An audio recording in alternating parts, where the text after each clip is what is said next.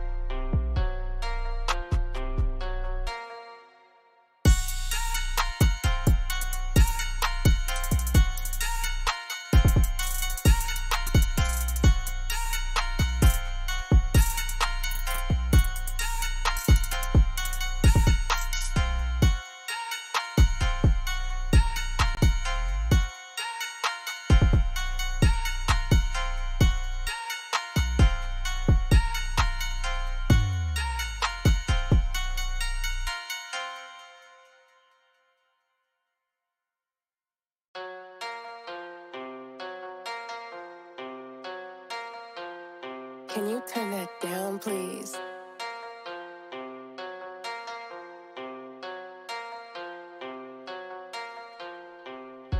It is your Wednesday night sports delight, the platform sports talk show. I am your boy Smooth. And I'm Stanton, baby.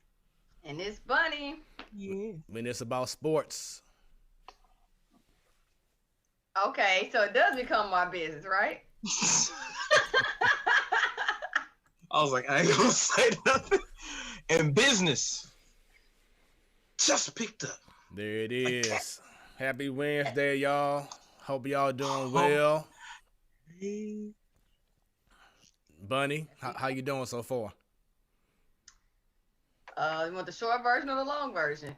Hey, just give it to me right. All right, I give it to you. It's good. You know, I'm happy to be alive. Don't take that for granted. And shout out to women making moves around here. So yeah, I'm good though. What about y'all? What's up with you all? How's everyone doing? Everybody staying snow free around there? Oh yeah, I park in the garage at work, man. I got in my car and I just pulled off. And pull off. Didn't have to brush off Nathan. The reason I say that, I went into the office building this morning. I didn't watch the news last night. I didn't know it was supposed to snow around here. And on top of the snow, that it kept coming and kept coming. I'm like, yeah, let me go home early. And so I still had to drive in the snow with uncleared highways. But hey, glad that means I made it. So you brave. You are braver than I. Man, I have driven in some conditions worse than was today. I'm talking about zero visibility, window down, head at the window to seeing some snow. Just saying. I think that's deemed dangerous. You know, You gotta do what you gotta do if you're trying to be stranded on the side of the highway where nobody could see you if you got stranded. I've been out in that before. It's not fun. If y'all want to take it a step further, I don't know if this is considered a crazy fact, fun fact. I have never, ever, ever back into my kicking it, having fun days, made it to the Beano. Why? The one night I was trying to go to the Beano, it was snowing outside, y'all. Snowing real good. Y'all remember, if y'all heard, the Beano line used to be stupid long. Oh, yeah. Stupid long. In the line, y'all, to get into the Beano. And after an hour in the snow, waiting to get to the Beano, she was like, F it. Bam. So we never made it to the Beano. But look. No, then we was in the line. It's crazy you brought that up because I had a conversation last night. Shouts out to Jayonce. Had a conversation talking about how ladies will still be wearing like little mini skirts with thigh high boots on, whatever, when it's like frigid outside. Like it don't matter as long as what. they had on a fur coat, they was okay for some reason. Like hey, it was Stan. It was some that were just not able. They just wasn't able. They out there. They out there doing the chicken leg, the chicken head. No, I didn't wear the mini skirt. I don't remember what I had on. Shout out to Ebby and Krista because I was a passenger, so I did not have to drive in the snow. When I was staying in the snow with them, I don't remember what I had on, but it was cold and snowing. I couldn't believe the line was still that long. No, Yeah. I mean it was women and men. Y'all know Hillside, so you know it was after 2 a.m. we was over there. Right. Oh my God, never made it to the Beano, y'all. All because at one time we went in snow and it was just too long standing in that line. Crazy. Man. Yeah, tell us about your fun escapades, Stan. Well, let's see. I never got to make it to the loft. What? Really? By the time I was living, it closed down. So I'm like, look, you say womp womp womp. My friends who were patrons of the place said I dodged the bullet. You know, so hey, I like the loft. take the bad and put it together. Wait a minute, what's wrong with the loft? I was good. All right, so I'm gonna go ahead and spill the bean on the loft. As you said, it is a dope place to be. Great time, the whole nine. The only issue that I had with the loft was that your vehicle was subject to getting vandalized. Oh, because I was a victim. You're right. I was a victim, y'all. So well, that's no matter where you go. It was like 10 times worse. It was 10 times worse at the loft. I'm telling you. And yes, I was a victim as well. I came back to my truck. I'm like, oh no. And then I go in the vehicle. They ain't even take nothing. That's the worst part. They ain't even take anything. Exactly. I was looking hard like, okay. I don't think that's the worst part. I think the worst part would be that if they took something. I'm saying my thing is that they smashed the vehicle for nothing. At least take something. My thing is you smash the vehicle just to smash the vehicle. Oh, they got me though. That's back in, but I had my heavy Chevy Lumina, and I had the factory radio. So I didn't realize they brought your Lumina. In my heavy Chevy Lumina. Popped that lock, baby. I got my radio, and my girl had her purse in the back seat. So of course they got that too. Of course, we didn't discover all this until after we left the loft. So everybody's nice, feeling good, feeling right, and that's when we discovered it. What's since we downtown, might as well hit the police department, fill out this report because her purse was stolen. And it's just crazy that we had to have these stories. Even of course now, know, right? But you just imagine, okay, a club that has a heavy flow of people, you should have security, not just one looking outside or two people outside the door, but going around the surrounding areas that people are parking at, just to be, watching out. But yeah, that was known. You would see cars going down Compton. You would see cars going down, what was that, Olive? Just so many cars getting hit up because they knew that the loft was the hot spot. And they had stuff every night. And look, when we went that night, it was a weeknight. It wasn't even on the weekend. That's why I thought, dang, that was like probably my second or third time there. But overall, I mean, that used to be my little spot. Young, fresh. They tried to get my car. I went to the Lux, I guess that's what it was, right there on Washington. Right. Formerly, I don't know what it is now. Right, they had so many names for everybody. Right, so I went there for some event. I hadn't gone out to like a club event in a while because I was like, man, I don't go to clubs no more. It's always just something crazy happening. Inside the club was cool. It was while I was inside the club, I come back outside to see somebody try to pop the lock on my car, and I'm like on the door. You see someone doing it after. I'm like, you see somebody doing it, Lord. I'm like, hey man, dude, just burn out running. I'm like, oh, you ain't even in a vehicle, you on foot. Hey. Like, if I was a pursuer of vigilante street justice, I could have got his ass. And see, Stan, I wouldn't now see, the issue is that he didn't use his Jewish League talents that he had back in the day to catch that person.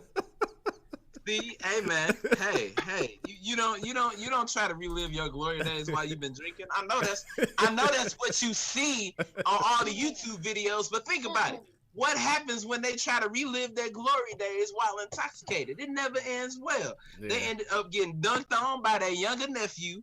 They try to hit a flip in a mall and they hit their head on the shiny concrete floor. Or like it doesn't matter what you try to do, it doesn't work. So in my inebriated state of mind, I thought to myself, hey, you gotta make the smart move. Yeah. The smart move was to get in my car and go home. Well, look, I told you our smart move when my car got broken into. We downtown, police department around the corner on Jefferson. Let's just go there. Right. Oh no! See, this even under the inebriated and intoxicated feeling, because my girl, her car was used. They attacked that fast to where they was already using her debit card. See, they ain't getting nothing because they couldn't open the door. Now them Chevy cars is easy to pop back then. Y'all know that. Oh, well, I'm talking about my sophisticated Korean technology utilized Hyundai. Okay, that Sonata didn't budge. You might have got the thing out, but it didn't do nothing after that. You ain't getting nothing. Because number one, wasn't nothing in there to get. Don't nothing pop out of there. Everything is secure. If we was ballers like these athletes we talking about, these sports stories, we wouldn't even have these problems. We would have our own Uber drop off here. Uber? No, you buy a big ass SUV and hire your cousin to drive it. That's what you do. And see, now I think about it, that's not even true because you've been hearing so many of these athletes, making millions of dollars, having these mansions and don't have their security on and get their house hit up. True. That is true. I don't know why, because one thing I know, I never forget where I am or going. I don't care what the demographic area is. Yeah. Every place is suspect to me. I'm gonna take a quick commercial break, I guess. I'm gonna be right back. Give me one second. Y'all can keep going. I'm taking a quick. While he's doing that, let's hit up what is our little headlines. We're gonna get going with Smooth. What's going on around these parts? Yeah, so once again, this is your Wednesday night sports delight. Make sure y'all go ahead and give us a follow. You see everything on the screen below, or you can look at my screen as well, and you'll see well, that's Bunny right now being shown, but there we go. You see everything right here, right? You see the platform. Follow us: Facebook, Twitter, YouTube, on Instagram as well. Let me go over here a little bit. Bam, got our Gmail. So give us a follow everywhere. Bam. Hit that like everywhere you go. Facebook, Twitter, YouTube. Hit that like. Let them know what's happening. on YouTube. Subscribe. Click on that. Hell. There we go. Because anytime we go live, you will be notified. There we go. Shouts out to Miss Williams. She always coming in with the comments. She says, hi, Bunny. Hi, Stan. Hi, Fred. She said that she had to clean off her car this afternoon, then shovel when she got home. That snow was crazy because I know earlier it was like, okay, a little bit coming down. Okay, boom, boom, boom, boom, boom. Exactly. Then all of a sudden, baby girl was getting at me like, Daddy, it's coming down really good now. I'm like, huh? Let me look outside. I'm like, whoa, it's a blanket of snow. Exactly. I didn't even know I was supposed to do all of that. I'm like, what? Man.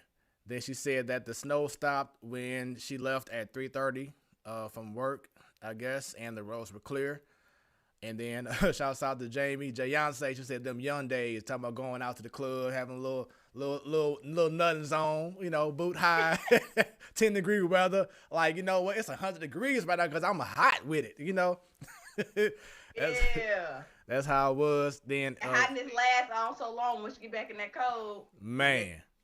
Alcohol start wearing off. You like, woo, some quick rocks in the heels to the car. Hey, you know it's serious when the first drink you have when you get home from the club is some hot cocoa.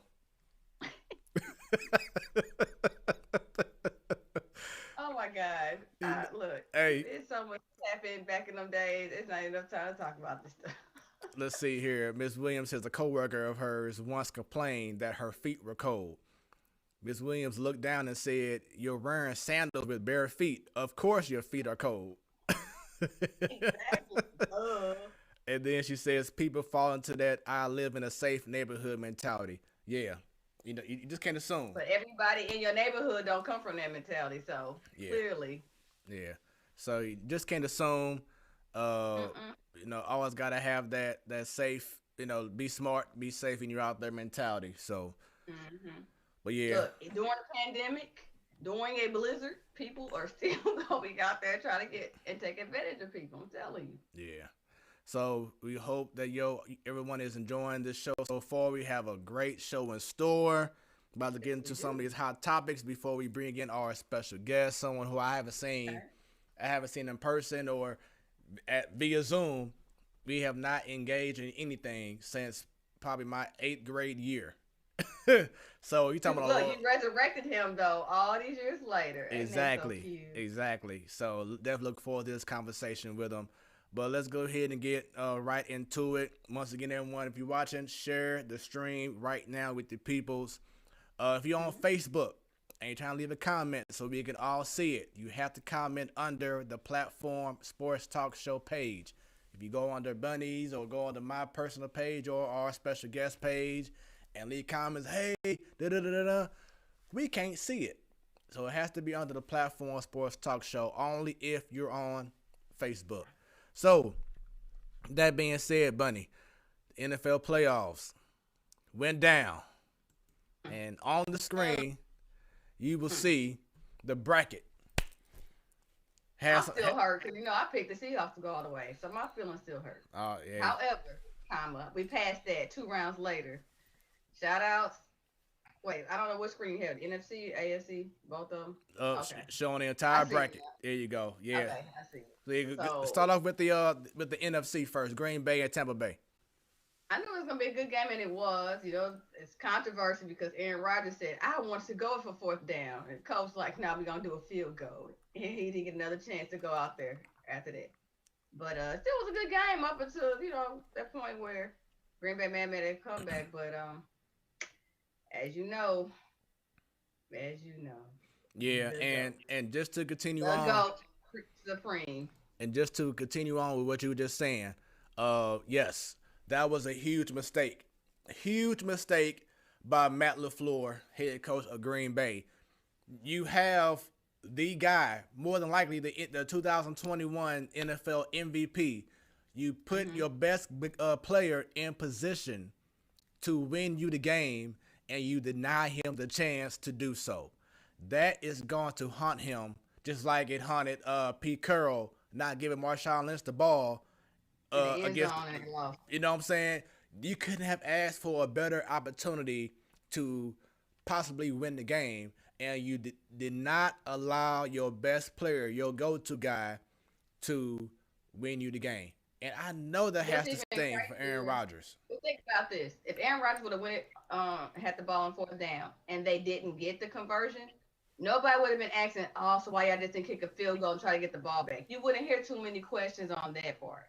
But why he didn't even get the opportunity? There's your problem. Right. And now it seems like, we hear a lot in the media the last couple of days, but Aaron Rodgers is unhappy. He's not sure if he's going to stay in Green Bay, this and that. It's like, why would y'all want to jeopardize a relationship with this quarterback, one of the best in the game? Like, why? Y'all should be going out the red carpet to this man. Right. Look what he's done for your organization, boy. Some of these organizations, I don't get it. Yeah, this man gave y'all a Super Bowl, within the last 4 years? And now it's like, okay, you can't let him go for it, and he's the best out there. And he can hold it down and probably just win this game. We'll see what we're gonna do next. Like what? Yeah. And organization gonna treat your most valuable player like this. And I want to say it's been either 2 or 3 times now that he led Green Bay to the NFC title game, and to lose at Green Bay as well. Because remember a few years ago, probably over 10 years ago now, when the New York Giants, Eli Manning and the Giants went to Green Bay, and it was like negative some degrees, and they lost. And then, of course, what happened last week? Had a home game. They lost. And last year, they played in San Fran for the NFC Championship game. They lost. And so, like I said, this had to sting even worse for Aaron Rodgers, because he didn't even get a chance to make up. Now, you know what? I take that back. He did have a chance. That third down play, he had an opportunity to run to the end zone. So we can't forget about that. But he decided to go ahead and try to make a pass, as when it got, of course, deflected by Tampa Bay. But he had room to possibly score a touchdown on the right side of the end zone, and he didn't do it. Think about that. So we can't forget about that. So we can't just say everything is on the floor. But Aaron Rodgers had opportunity to maybe do the whole John Elway and dive in the end zone with the little helicopter flip, but he didn't do that. Ms. Williams says, look at how Dallas treated Coach Landry, firing him in the last year of a 20-year contract after all the success he had given them. That's why she doesn't like Dallas. Yeah, I mean, just see. And Dallas is a whole different beast. And let Andy be on next week, because I'm going to really taunt her about them Cowboys. Uh-oh. Ladies' night. Don't even worry about it, Ms. Williams. Doesn't even worth your breath on this one. That's why they're in the situation they're in for the last how many years. Right. The way the Cowboys in the media talked about so bad how the organization is ran, you would think they were always on the cusp of one win away from winning the Super Bowl. They barely made playoffs, let alone advance far. But anyway, yeah, their coaching and their ownership is anyway. So the whole thing with Rodgers, though, it's unfortunate because remember him and what's his name weren't getting along, and they let him go. The Packers let what's the former coach name? Mike. Golly, tip of the tongue. He coached the head coach. Face, I can't think of the name. Yeah, head coach of the Cowboys now. Y'all know his name. I can't think of his name right now. It'll come to me. But you see how eventually they parted ways. This organization parted ways with him because him and Aaron supposedly kind of not seeing it with some of the play call. Now this coach LaFleur doing it to Rodgers. It's like, yeah, this man been part of this organization. He's not an overnight success. He has proven himself, and like you said, he is probably going to be the MVP of this season. It was probably some other stuff that was going on during the game, but I'm sorry, but we'll see what happens for next season with him. And it's on the AFC side. What's your thoughts, though? And real quick, it's Mike McCarthy. Thank you, Mike McCarthy. I saw his face. I just couldn't think of the name. So yeah, AFC. I always felt that if Patrick Mahomes was healthy, then Kansas City would win, and you saw what happened. Yeah, you saw what honestly happened. Though, if you just match it up, it's just overall the Chiefs are a much better team. Nothing against the Bills, because they're up and coming. If they can keep their core pieces together, they will be better. But the Chiefs are already better. Right. I mean, they have so many weapons. I mean, did you see Tyreek Hill in that play he made? I mean, the feet were just going, and all of a sudden, zoom, he going down 50 yards, almost for a touchdown. I mean, after that boy had smoke coming out his feet. He's fast. My goodness. He blew past the whole Bills. Like, once he got to that midfield and was just sprinting the way, I'm like, that boy got smoke coming out his feet. Yeah, it was just, I was just truly amazed. Like, this team is just so talented. You got Travis Kelce. They didn't even have Le'Veon Bell, and we know how Le'Veon Bell was during his prime. You had Leclerc, the rookie. He did a little bit. Sammy Watkins wasn't even available that game. He was hurt. But they have so many weapons, and then you know how. That's why I said the Chiefs are just offense. They're just a better team. Period. Yeah. I mean, the Bills could only do what they could do, what they have. But they'll hopefully, if they keep their key pieces together, the Bills could almost match the Chiefs. Almost. But they're not there yet. They still need to get a little older, mature. But yeah, it was still a good game while it lasted. But after a while, you know, the Chiefs just run away with it. So with that being said, that means that on February the 7th, 5:30 p.m. Eastern, in which next week, of course, we will go ahead and do our predictions. We'll save our predictions for next week's show. Well, actually, now I think about it, I got to go ahead and do mine now since next week is ladies' night. Right. So I got to go ahead and do mine now. You can always comment. We'll bring it up. You just comment who you say. We can do that too. Okay.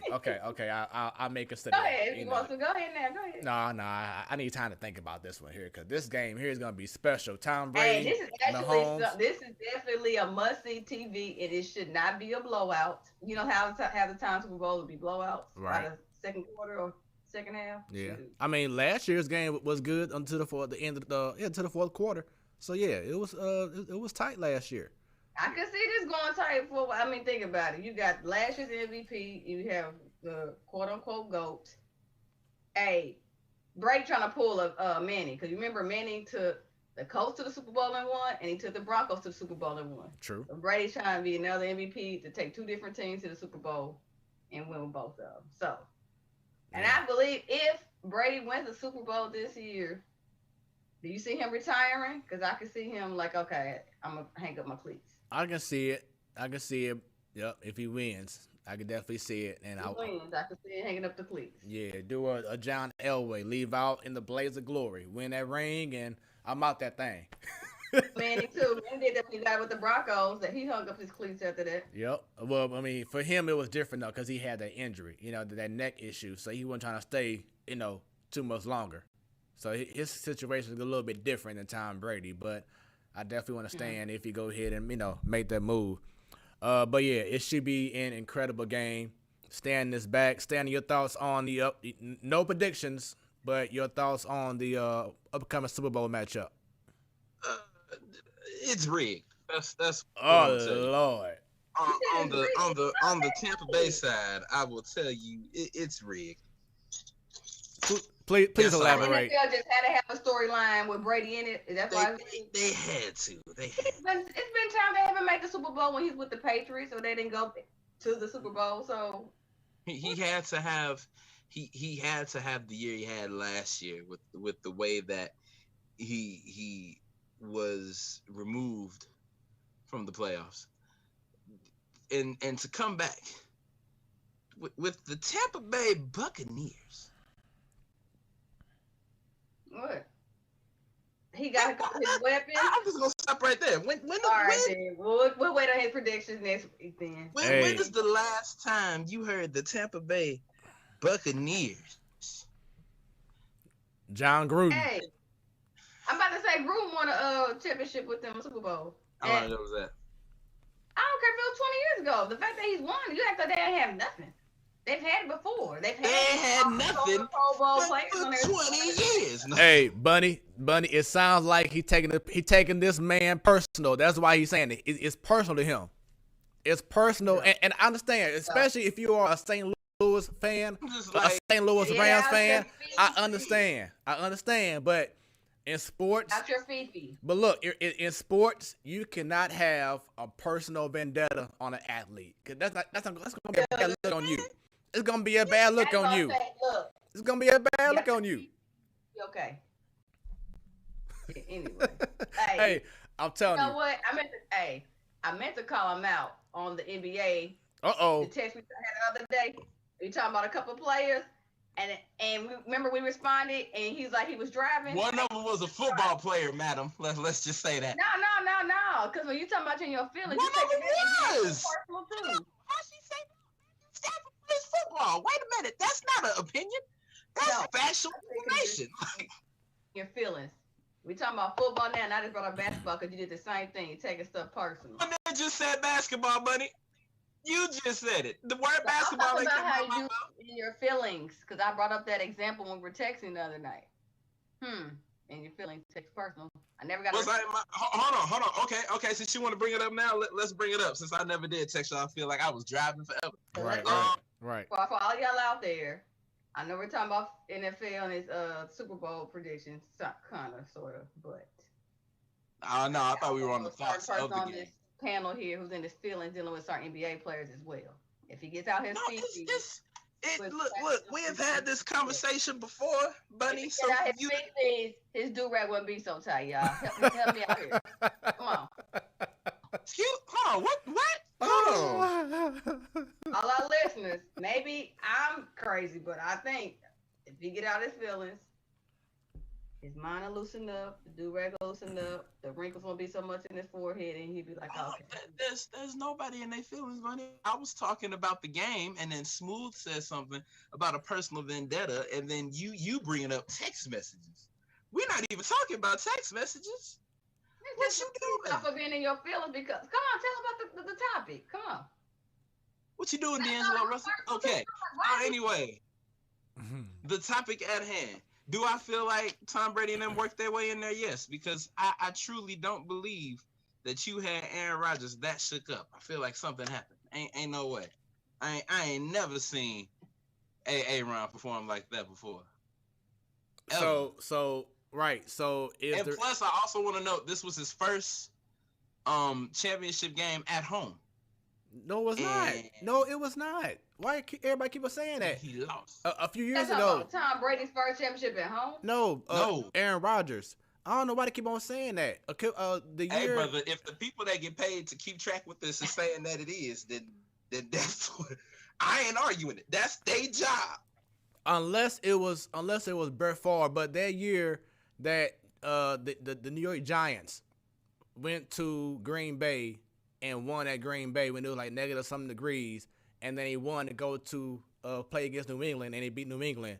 Unless that was Brett. Who was on the team at that time? Was Strahan on the team? Cause them Favre days. No. Classical Birds. No. Strahan already retired. So it was the Giants' second year going to the Super Bowl when they faced New England for the second time, and I want to say. That's when Plaxico Burress was a receiver on that one, right? No, he was already gone. That was the first time. That was the first time when the Giants went. Plaxico and Strahan was playing. 2017 is the first game that comes up for them facing each other with Green Bay being at home, and that was a wild card game. Okay, so that was a wild card game. The Giants and Green Bay. I see January 15th, 2012. What was this? It was ice cold in Green Bay. This was divisional. They were 15-1. The Packers. Oh, no, they lost to the Giants, so that ain't the game. Okay, so it may have been it may not have been an NFC Championship game. I thought it was 2007 Giants versus Packers. That was the last NFC. That was the NFC Championship, and that's when they. Okay, so that was Brett Favre then, wasn't it? So yeah, he is 1-4. Okay, well yeah, my bad. So thank you, Stan. Thank you, but yeah, he's trash. Hey, and then he's 1-4. I don't mean he's trash, because he's 1-4. No. Is trash? Nah. Okay. Nah, because. If we go by how everyone else grades it, his performance in the playoffs, yes. You get there and you only go there 1 out of, 5 times you get there? Okay, so how is it? How is it? By standards of trophies, that's trash. So how is it rigged then? No, that ain't trash. If you win 1 out of 5 trips, and that makes you trash. You can't even get there. Right. So even if they lose, they can't even get there. That's not trash. And it goes playoff trash. And it goes back. So with that being said, how is it rigged? If he's trash. The Buccaneers? Come on. The Buccaneers. Okay, this dude tripping now. I don't know. Buccaneers? It's personal, I'm telling you. You tripping now. Loosen it up. I'm about to say like 2 years ago, we were between a 14-team veteran and a small theft person. That's where they were. Y'all remember that? But Jameson Ryan? But 2 years ago, they didn't have Tom Brady. The same thing with the Lakers. Years ago. Right, they didn't have LeBron. Right. That ain't relevant in winning championship. It's the same thing. Personnel make the biggest difference. You know that. It's the same thing. Loosen the do-rag. Loosen up the mind muscles. I promise you, this stuff will start making sense. And Bunny, I'm telling you, Bunny. I had a post. I had a post a few days ago. During the game, I said Tom Brady is freaking amazing, and oh my God, so many people were trying to attack me like, well, man, he was cheating back in there. I'm like, it was not Tom Brady that told the cameraman to watch the Rams practice. It wasn't Tom Brady that told, no, this man still performed and still did good. Now, I'm not saying Tom Brady ain't know about it. Right, but I ain't saying that, he's the best thing since sliced bread, but I'm going to acknowledge greatness, and that's what I was doing, is acknowledging greatness. He is probably the greatest quarterback in the NFL. Some people may not like that, but that's their own personal opinion, and that's cool. And as I said, you're right. That's cool. And I over the years said I don't like the Patriots. I've never said I didn't care for Brady. Now I definitely don't like Belichick because I know it's his scheme and he was part of the reason that he was known for cheating. And it wasn't just one team that's called him out on it. Right. So people have receipts on this. It's like, is this made up? If we're more than one person or team saying this, no. Again, I would say, the Patriots on my nerves. They're winning and they're not. I guess they got caught cheating because I bet you other teams do it too. They just got caught more than once. But Brady still is showing I'm not under the Belichick system, another coach, different players that are still good, and he's still winning with them. That is talent. You couldn't just plug somebody in the Buc system this year with a new coach and everything and pull this off. No way. I bet you if y'all put Lamar Jackson in Brady's place with the same players and all of that, Lamar Jackson wouldn't say, I'm going to the Super Bowl. You got to give people talent where talent's due, even if you don't like them. You got to respect some people, even if you can't stand them as a person. Come on now. Yeah. And before we continue I have a great respect for Lamar Jackson. But I still believe if you gave him all the tools that Tom Brady had, I still think these last couple years would have played out the same way. I don't, but everybody got their own opinion. Because now, honestly, this is when I can actually bring up basketball because you hear the same thing. Heard when Phil Jackson used to have all these good players and weapons, like, well, Phil coached this team, he can only have good players to be an effective coach. But if you do it with more than one squad of players that are still really good, then that still shows that you're a good coach. Everybody, I'm telling you, you do have to have players, or at least on a professional level, to be good. You just can't have some walk-ons or people off a practice squad or people that the 13th man on the roster. That clearly you're not going to be productive and get some wins like you could with talented people. But you still need to show your coaching skills to go further. Again, how about the Clippers from last season? Everybody's like, oh, they did all that talent. Their coach didn't get them over that. That wasn't our coaching, but it was some of them. I'm just saying, you have to give players still their credit, though, and the coaching. It both work together, but the one that's performing are the players. And still, they make a difference, especially if they're working under two different coaches and you still winning. Come on now. Yeah. The do-rag too tight, smooth. He's still not acknowledging this. Okay. I was looking up something about Phil Jackson. I want to because brought up Phil Jackson, so I just wanted to make sure that I was correct in assuming that his coaching career ended in LA. So it did. So yeah. I only brought it up because that's the first time, as long as I've been following sports, that's one of the first coaches I heard where people used to like, I don't know, he's not good because he's always had, good players and da-da-da-da. That's fine. But look how my other coaches have had good players and don't get them over their hump. And then the person come in and gets it done.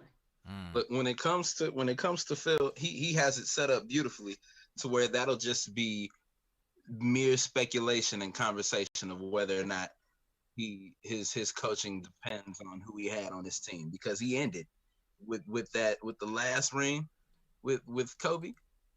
So he ended at the right time and he ain't come back since. So that'll just always be speculation. Do I think that he can do it? I believe that he can.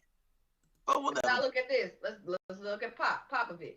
Popovich has been coaching some great players as well over the years, and sometimes with those players, they don't even go far enough to the playoffs or come a ring short. The next year they get a ring or two, but usually it's be the same nucleus of players. But again, but he's the not thing getting is, people that are deep off the bench to make them good. He has talented people, and then he makes it work in his system. So I tell you, it works both ways. But he's not getting some whole bunch of rookies and take them to the championship. He does not do that. He gets them that knows how to work it, how to system. They still got to show off their skills, and he pushes it farther, and boom. So we got to save this conversation for later on because we want to go ahead. And before we do that, real quick, yesterday was the anniversary of the death of Kobe Bryant, that tragic day that we was all just stunned and still stunned to this day. So rest in peace to the Mamba, the Black Mamba. Much love to his family, his wife. And I know a lot of people are still just like mourning like it happened yesterday because that's still how it feels to us. Well, I know definitely to me about losing Kobe Bryant and seeing a few stories yesterday, interviews and stuff over the last 24 hours. It's like, man, it's crazy that he is actually, gone. What are y'all thoughts real quick on this 1 year anniversary yesterday of his death? So, for the viewers, I know they don't know. You guys know. I told you all. I'm currently on a social media hiatus until April, my birthday. So part of the reason I took that is because I knew it was coming, and I made the decision to take it once somebody came up to my job and they had on just a Los Angeles mask. It didn't say Kobe, it just said Los Angeles. But then I saw the number 24, and I'm damn near tearing up at the desk. It's like it at this point, it was the week before. It was last week. So we were a week removed from it being a year, and it still hits as if it just happened. Like I'll never forget where I was. I was in Bay's kitchen. She making chicken. My sister calls me saying, "Hey, are you sitting down?" I'm like, "No." She was like, "You need to sit down." I was like, just tell me what's going on." And she tells me Kobe died. I feel like I was like everybody else. I didn't believe it. I was like, get the expletive off my phone with that mess. I'm thinking it's another hoax. It's been a minute since I heard a death hoax. So, all right, cool. 2020, try Kobe for some reason. And then I Googled it because I was like, all right, if it's out, then, it should be all over the place. Only thing I saw was TMZ. TMZ really doesn't have good credibility with reporting celebrity deaths. Right. So I didn't believe it. It wasn't until I saw New York Times, LA Times, ESPN, Sports Center, Bleacher Report. It's when I saw it all over the place that it really hit that Kobe is gone. So it's still fresh to me, which is crazy because during his athletic career, I had a strong loathing for that man. I couldn't stand him. Mm-hmm. Couldn't stand him. Not because he wasn't good. He was great. That's exactly why I couldn't stand him. He was greater than my team every time, with the exception of one time. But it was just when he retired, I shed tears. When he passed away, I shed tears. So it's like he had a universal effect on the world, whether you knew the sport or not. Kobe was Kobe. Yeah. Bunny, your thoughts? Well, one thing I give credit for the media, because I said we just hit a year. You've seen the interviews, you see stuff last year, even when pandemic and basketball stopped, you still interviews, you'll see. It was enough documentaries where his name still kept flowing in the media and relevant, and, his wife, Vanessa Bryant, will post pictures on social media, and other people do too, changing their face, to show Kobe's. So, that's why it don't almost seem like it's a year, because his name was still relevant, still talking to the media, and you saw on TV sometimes like he's actually physically still on Earth, even though he's not. But that's how much footage and impactful he was to the game. And then you're gonna branch out outside the game when he got his, his Oscar, and everybody's talking about his daughter, up and coming big time basketball player. And what's even crazier, like a week before he died, I don't know if y'all remember, social media had memes going on with Kobe and Gigi next to each other on the course at a Lakers game. Right. And the Gigi showing her son on the court, and the memes was like, see Kobe over there still coaching, or Kobe still into the game. It was like different stuff going on, making fun of it. It was funny, but good humor. And a week later, he died. It's like sometimes we don't even, we don't know what's gonna happen to people's lives, especially when cut short. But that man was retired from basketball for 4 years, and we still talking and referencing him.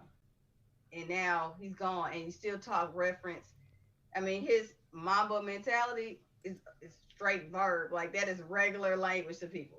Like, you don't have to be affiliated with basketball all the way, but you've heard Mamba mentality. People know, like, he has a legacy, long lasting, years to come. The next generation still will know who Kobe is, even though he's physically not on this earth. So, yeah, he did his job. Shouts out to. Also, I'm sorry. Go ahead, Stan. Go ahead first. When you were mentioning Vanessa as well, just keep her lifted up, because I know it's tough just right now dealing with the fact that it's the year anniversary that you lose the love of your life, but then she's also dealing with family things that have been publicized, which I really don't understand how this is happening. I don't want to be that person, but I just want to publicly say shame on her mother for this. Yes. I'll tell you this is a life lesson. People always tell you this. The best and worst come out of people when it comes to weddings and funerals. Flat out. The best and worst of people, those two things. Not even the birth of a child. You would think that. No. Weddings and funerals. You see everything bad and every good come out of a person. And right now, because he died, his funeral happened, now her mother is clowning. Like, and it's taking it to the media. Out of all things. Like, really? Which it really doesn't make sense. She gonna sue your... Yeah. You gonna sue your own child? That's crazy. And your son-in-law's estate, because you can't sue him because he's not here. So you sue the estate. Right. For what was it? The difference of the price. There was something about a house that was bought. They bought it for 2. They sold it for 3.5, and she thought that she was entitled to that 1.5 of something that she didn't own. It just, boy, it's overall just stupid. You know what I'm saying? And it's terrible. Right. And just be mourning your grandchild. Forget even your son-in-law. You lost a grandchild, though. Let's take it there and let's take the stuff out the media and y'all work y'all stuff out. Because as crazy as this story sounds, regular everyday people, you all deal with the same thing, believe it or not. Regular everyday people, they may not be multimillionaires, but millionaires. I was about to say, if you got 1.5 million being decided in a lawsuit from your pocket to somebody else's, ain't no way in hell you are deemed a regular person. Right. Now maybe $15, yeah, $1.50. Oh damn. But 1.5 million? Nah. Yeah. You ain't regular. Well, look. You did it. No. She was, quote unquote, officially married into some not regular folks because of his estate, but the mother definitely is a regular person. Nor there. R.I.P. And I hope his legacy is still lasting. I'm sorry, all the shenanigans on the sidelines going on with his wife and mother-in-law, but he did his job, left a long-lasting legacy. So I had a question, because Bunny, when you were talking about, how it doesn't feel like it's been a year because we see him everywhere. Do you think that helps or hurts us by not being able to detach and recognize that he's not here? Because remember, I'm gonna use him as an example. Back 11 years ago, 12 years ago now, dear God, when Michael Jackson passed away. Right. You see the fact that I can tell you it's been 12 years, because in that time we didn't have we had the social media, but it wasn't as prominent as it is now. Right. So, if Mike would have passed away now, it probably would have been the same effect. Like, we wouldn't even realize that he's gone because we see him everywhere. So do you think that helps or hurts us? To me, it helps, because you don't want anybody mourning and sitting around and pouting. In general, when somebody's life is cut short to us, you celebrate the good things. You don't want to think of the bad things, the memories. So I think it helps. And that's like Prince has been going for 4 years now, I want to say. Same thing. You hear enough music in rotation. You see enough people wearing Prince t-shirts and all that to where It's like he's not here, but I still hear his music like he's here. Michael Jackson, another one, Whitney Houston. That was my favorite singer ever. You got movies and references to them, so it's like then they physically not here, but we still see them in their reference, and they sometimes are trending, and they not physically here. And oh wait a minute, can't hear you no more. Yeah, can't hear you no more. What happened?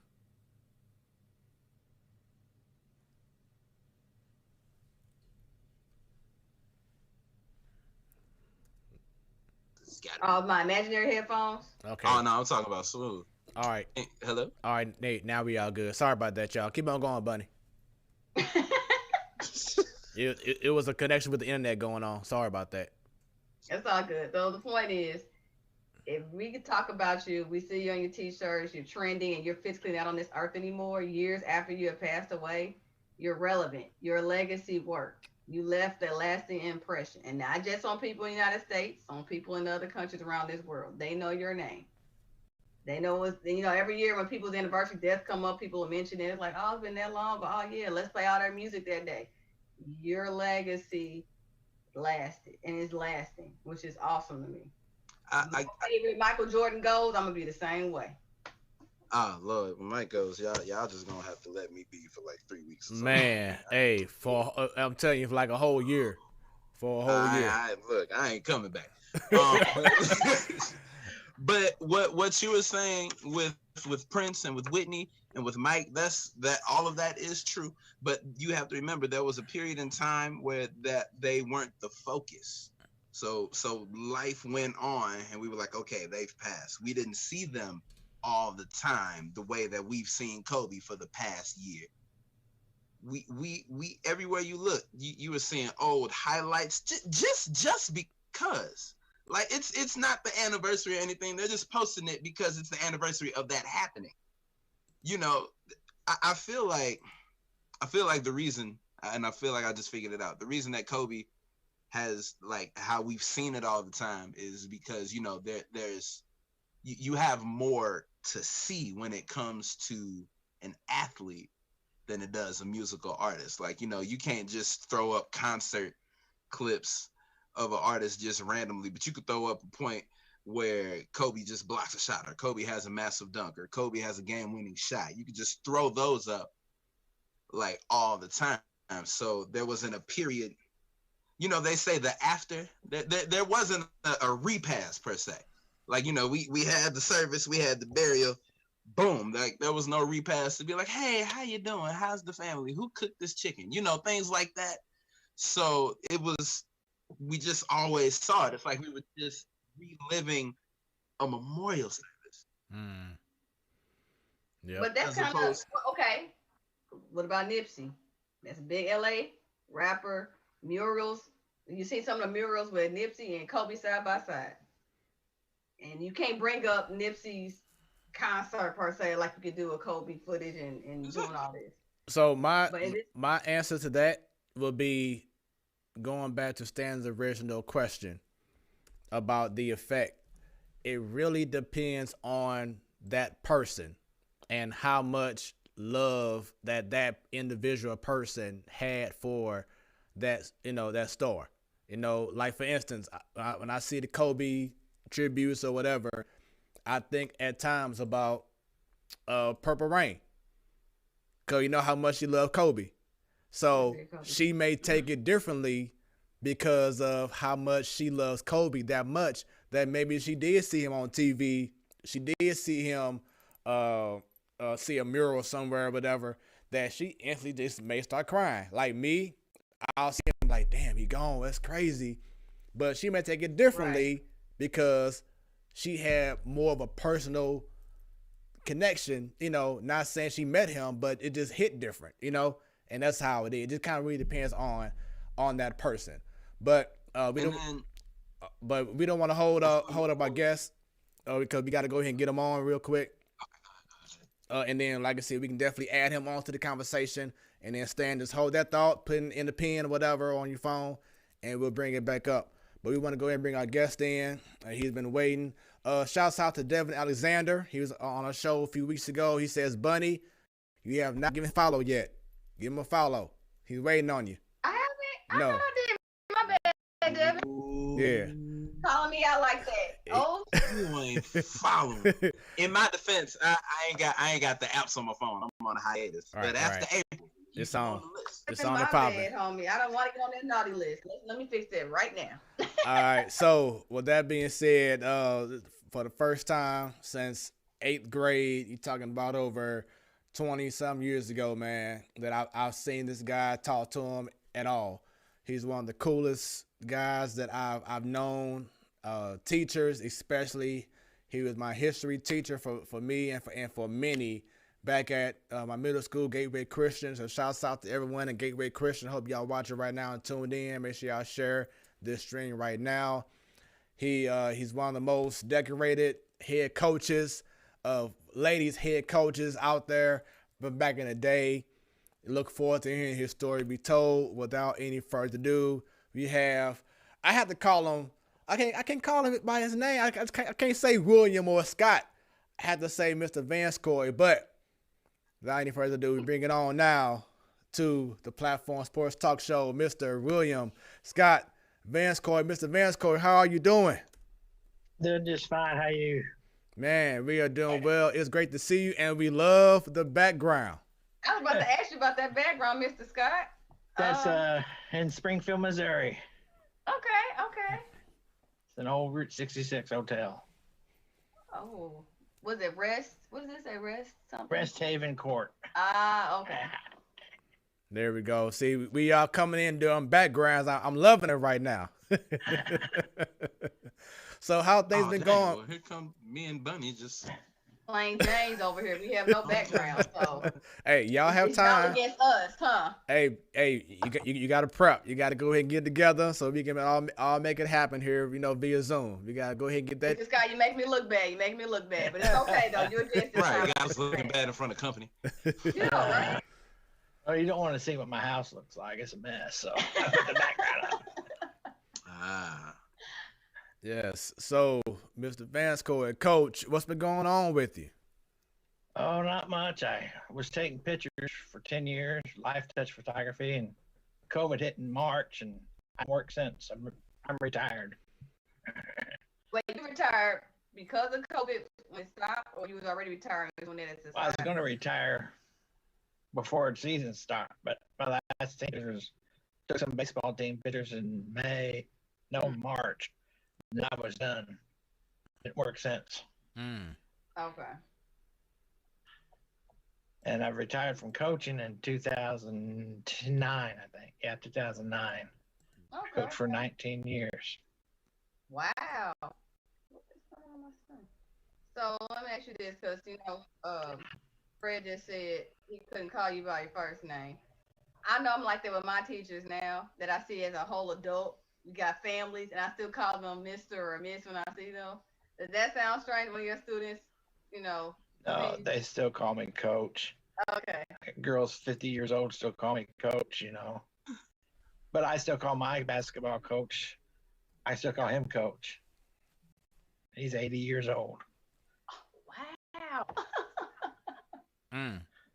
I think that's cool though, because it's like how you're introduced to them in a classroom or in a coaching setting. You're never gonna ever shed that title. I call people coaches who aren't coaching anymore, but I'm like, hey, coach. That's all I correlate. Coach. I coached about 300 girls in my time, and they all still call me coach. That's amazing. Wow, that's amazing. You have a long history of coaching all the years. Sheesh. Do you remember everyone's name, or they have to kind of refresh your memory sometimes? Usually I can remember a face, and I can put a name with it. I don't always, but 99% of the time I can figure out who they are. Because when you're with the girl, 9 hours a day, 5 days, 6 days a week, you see them all the time. You get to know them pretty well. Okay. Yeah, it's a Were beautiful you one of thing. those coaches for some of the players? You made their nickname for them, and it's stuck, and they still go by that nickname now? Yeah, there's some at Gateway. You still go by their nickname. Let's see. We had G, we had Mac, Mo, Right. Danny. Danielle Williams. I saw her the other day at the mall about 2 years ago. How's she doing? Down here in Springfield. She's doing all right. She didn't know who I was at first. Wow. And I told her, she goes, wow. Shouts out to 314 Bird off of from YouTube. Excuse me. He says shouts out to you all. Keep doing good things. Smooth, Bunny, and Stanton. Oh, thank you. Yeah. Smooth. What was your sports nickname? You said my sports nickname? Yeah. Man, I mean, for real, throughout high school, grade school and high school, it was always Fred Head. That's why you see it on my page on Facebook. It was always Fred Head. Really? I remember that. Yep, it was always Fred Head. And now, the grade school, a lot of people used to call me, Baby Jordan or whatever, because, that was just my guy. So I had number 23 throughout all grade school. They knew who my idol was. So it'll be that. But, yeah, majority of the time, it was Fred Head. That was the name. It stuck. Shouts out to my mom's best friend, Diane Williams. She the one who gave me that name, and that was a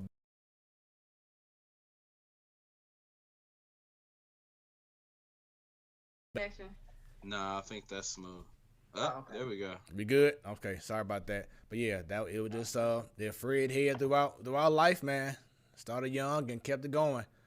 So I want to ask Mr. Scott a question about you, because I want to know the Fred from before I knew him. I want to look at the student. What about history class, and what kind of shenanigans you into? What his grades like? Was he a smart student? Yeah. Like, we got you here. Now, Mr. Bent, mind you, I did go on Cash App for it. No, I was playing. Keep on going. I don't remember much about him. I just know he was a quiet kid in class. He behaved and didn't cause any trouble. I don't believe any of them. Yeah. He's a pretty good kid. Hey, my mom didn't play that. She wasn't about going to school acting crazy. Okay, all right. So cool. No, I'm not gonna be that one. Son of a mother who also didn't play that, I believe you now. All right, cool. Fred, do you remember the one time a mom came into the classroom and grabbed her daughter out of there and started giving her swats in the hall? I'm trying to think who that was, because man, yeah, it was crazy. It was crazy. I remember she told her mom it's something she shouldn't have been doing. Right. She had the phone and she hung up the phone and said, "Shut up, dummy," and threw the phone down. And her mama said, she ain't playing that. And she came to the school and walked into my class, grabbed her daughter and took her out in the hall and started giving her swats. Mr. Thomas come running down the hall. You can't be beating your daughter like that. and mind you, this is a Christian school too, y'all. Don't mean anything. So don't. The ones what the I went to Catholic school for elementary, and my first year there, they still were allowing whoopings in the classroom by the nuns. Okay. Wow. That's old school. Of course, I didn't get that. I came from parents that didn't play that either. But Christian or not, some people like, hey, if my child acting up, I'm gonna show you. And I guess you said the teacher told her don't beat the kid like that, but some parents don't care. They're like, I'm not gonna be disrespected, and you're not gonna. Tell me to shut up, will you, dummy? Now, Bunny, I'll go ahead, Stan. I'm sorry. With a Christian academy, I feel like you can get a whooping and then have scripture, justified. For they'll say, the Bible says, "Spare the rod, spoil the child." See, like you just throw that in there and then wow. Yes. Jesus endorsed ass whoopings. Yes. So yes, Jayon say I was quiet. I was a good student. This guy here wasn't the guy in middle school and high school. It was different then, but now, oh yeah. About that homework though, was he on his homework? How was he in history? He's your history teacher, right? Right. Oh, he always turned in good work. He's no problem. Here we go. And see, that was without the cash out. I'm telling you, I ain't doing a cash out this time. So, while we still got that conversation hot right now, we talking about Kobe Bryant and the effect that it has on people. Stan, you do want to go ahead and go back to your point, and then we can add Mr. Vanscoy to the conversation. I just wanted to. It wasn't like really a big point. It was just in response to what Bunny said. She brought up Nipsey. I feel like one of the outside of the music, another reason why Nipsey is so prominent and still so remembered is because of what he stood for.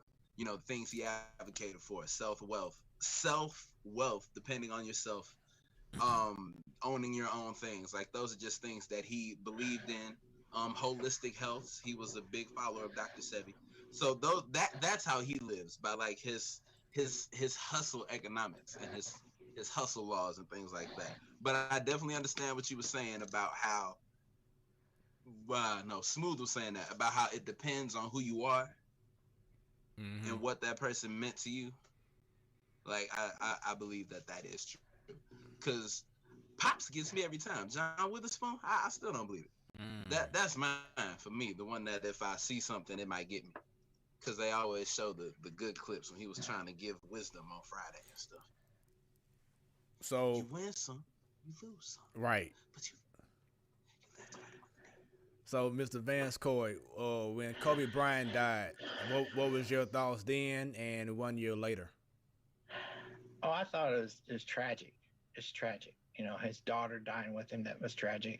And all the people on the airplane or helicopter, whatever it was. I thought it was just tragic. I remember sitting at the store and heard the news, and I was in a baseball card store of all places, and people were buying up Kobe cards all of a sudden. I guess I didn't feel as bad. I wasn't as close to him. He's a Laker. I'm a Celtics fan. I don't like Lakers. Oh. Now the truth come out. Okay. That's different. Okay. I understand. I haven't lost any of my childhood heroes. I still have my childhood heroes. Really? Dr. J was a hero. George Gervin, Iceman Gervin. I love him. Larry Bird, Magic Johnson, they're still around. When I heard Magic Johnson had AIDS, that was very devastating. That was when we were at Gateway. Remember that? Mm-hmm. Yeah.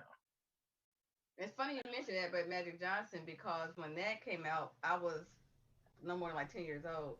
I didn't understand the impact of what it was at that time. Of course, now, older hindsight, and then the fact that when he left the game, you know, I remember hearing people thought it was going to make a void too a little bit. But Michael Jordan was at his prime as well.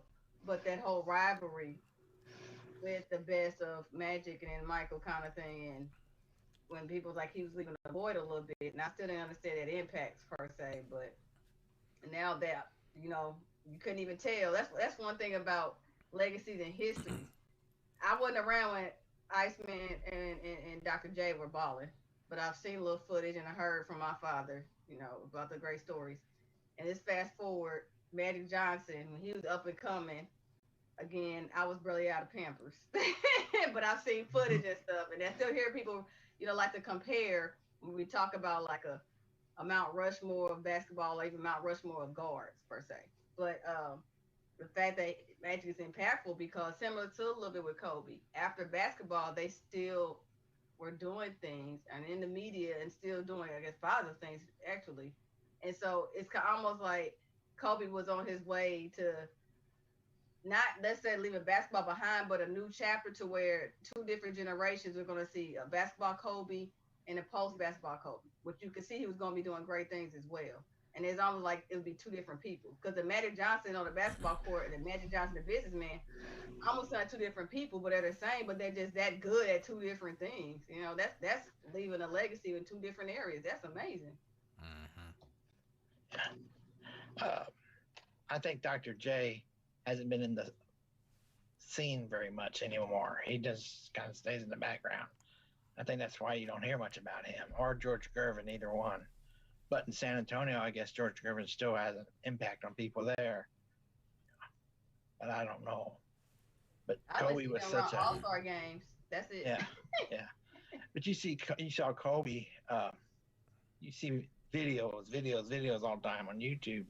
You know, there was no YouTube back when George Gervin and Dr. J were playing. Even when Larry Bird was playing, you didn't have no YouTubes. So that's why you don't see as much about him.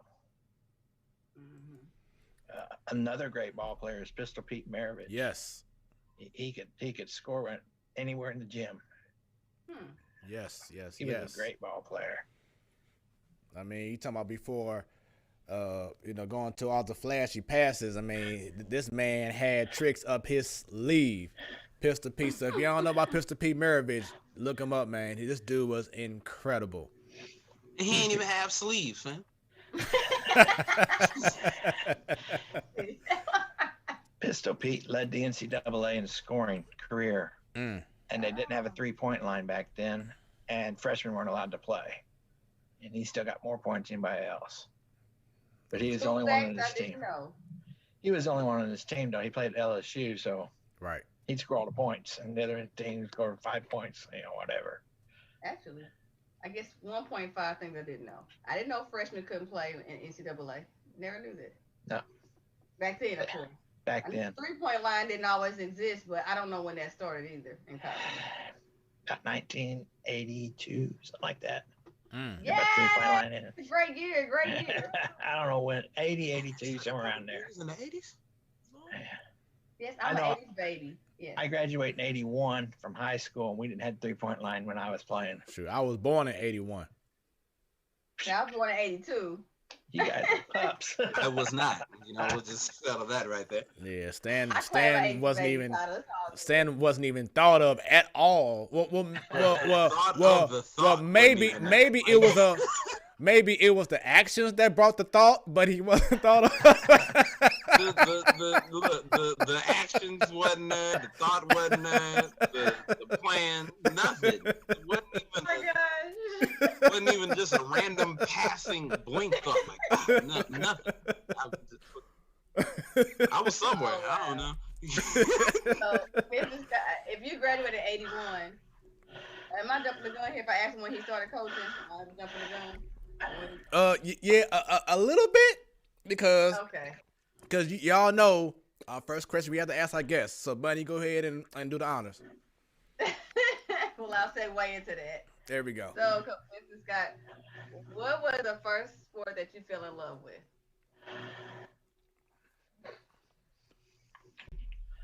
I would say baseball. Remember, I listened to Cardinals games with my grandpa on the front porch down in the Boot Hill. We listened to Jack Buck on the AM radio. And so I'd say baseball was my first sport I fell in love with. Gibson was pitching and Brock was stealing bases. That's the sport. Again, 2 legends we just lost in the last couple of months. I was just about to say that. We have lost so many people from the Hall of Fame this year. I mean, it's been crazy. Open Day's not gonna look the same at Busch Stadium when them fans get back in there, because the group that we always saw that they're dwindling away. Yeah. But baseball is my first love. Let's see. I grew up all over the United States. My dad was in the Air Force, so I never lived anywhere more than 3 years. I lived in Maine for a while, and California for a while, Minnesota for a while. So I have all these different teams I root for. Yeah. I don't have just one team. I root for the Celtics because I lived in Maine, and that's all you get up there is Boston Celtics basketball. And I couldn't stand the Red Sox, so I root for the Oakland A's back when Reggie Jackson was playing for them in the 70s. And so I started rooting for Michigan football. I like their helmets, and I like the Vikings helmets, so that's why I root for them. Because of the helmets, okay. Yeah. And that's a good reason. They had you with the helmets, huh? Yeah. Those are cool. Oregon reeled me in with the uniform, and then I was like, "Oh, look, they actually good." So, yeah. You still had that night. So, who was that person, Mr. Vanscoy, that pretty much put you on to sports as a kid? My father. He wasn't one to push you into doing it, but he believed if you start something, you finish it. And so I would play baseball, little league, and strike out. And he said, "You gotta get better." And I say, "Well, I want to quit." "No, you ain't quitting." So I had to grit down and bear down and play ball. And the exact story of me and my Jewish league. There it is. That was your one and done Jewish league. One and done. No, it was multiple years, and I didn't want to do it no more. So what's the sport that you did one time and then you were done? Was that I know you said that before another show that you did it one time and that was it. Oh, me? It was soccer.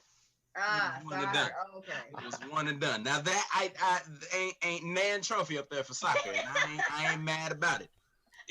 Look, if I never get a soccer trophy, you ain't gonna see me cry before I meet Jesus. Be like, I done did everything else. I didn't get a soccer. No, okay. To the sport of soccer. I showed my ultimate respect by not participating in it. I was that one kid. They were like, come on, Josh, let's go. Well, clearly I'm not gonna be able to run and kick this at the same time. And that's why they made me a goalie. And then I was like, oh, I gotta jump for it? Oh no, I gotta do it. Like, but like, man, wait a minute. Jumping on the ground. Be like, wait a minute, I gotta do all that too? Hold on. Really? I Too coached much soccer going for on 3 here. years. Say it You again. can't run and kick at the same time. Were you serious? Come on, man. Okay, when I played soccer, this was elementary school. So it was like I was trying to be like what I saw on TV. They were running and kicking and running, but at the same time, and the ball wasn't getting that too far ahead. I had a heavy foot as a kid. I would kick it, and then I'd have to run just to go get it. Like it's not there. It's like 10, 15 yards that away. Now, that's why I was too strong. I was too good. If you think about it, I should have been a kicker. That's why Miss McCollum should have been a kicker in football. I punt it out of here. That's what I should have done. Could have been out here. He said he was too good. That's his story. He's sticking to it. Let him have That is my story that I published, and it is true. Okay. And Let then me ask you this, Coach. If you see someone that's like you're standing over here, who's not hand-eye coordination is not together, you Back then, still stick with the sport, or you was like, well, you should try a different one. Let's see if that works better for you. What's your approach? Let me see. Well, I coached soccer. Let me straight, Coach. I ain't scared. I coached soccer for 3 years at Gateway. Okay. Oh, I ain't on the team. And all it was basketball players getting in shape for basketball season. Okay. And we relied on William Jeffries. He was our oh yeah, goalie. I remember him. Yeah. He was our goalie. He'd have 40 saves a night. Oh, He'd give up 5 goals, and everybody said, oh, you got a bad goal against. But I'm like, he saved 35, you know. He actually scored a goal for us when we were playing at Lafayette Park. We played on a small field. Yeah. He punted it. It went way over the guy's head. The goalie got to get it, and it bounced over his head and into the goal. So wait a minute. That's me. That's So something I would've done. hold on. Wait a minute. So he scored a goal from his own goal to the other team's goal? Yeah. Wow. Yeah. That's me. I would have done something like that. That's the foot power I had. Uncontrollable. Out of this world for no reason. What I'm walking around 8 or 9 kicking stuff so strong for? What was I angry at? Somebody help me. You were playing amoeba soccer. That's where the whole group just runs after the ball. Oh Lord. So sticking That's with a science term. I got it, Coach. so sticking with Mr. Vanscoy, the athlete. So you say baseball. What position did you play? Second base. Okay, Mr. Colton Wong over there. Hey, I was about to say that's a pivotal Not position. even close. I always had a little bit of attitude. You know, they come take me out at second, I'd step on them with my spikes. And, What? yeah, I threw a ball at a kid's head one time. What? Whoa. Wait. Oh no. Well, you're supposed to Hell throw it at their no. head, and if they don't slide, it's their own fault. Wow. Isn't the He base was going line. for concussions. He was looking to leave him concussed. Hold on. You on? There we go.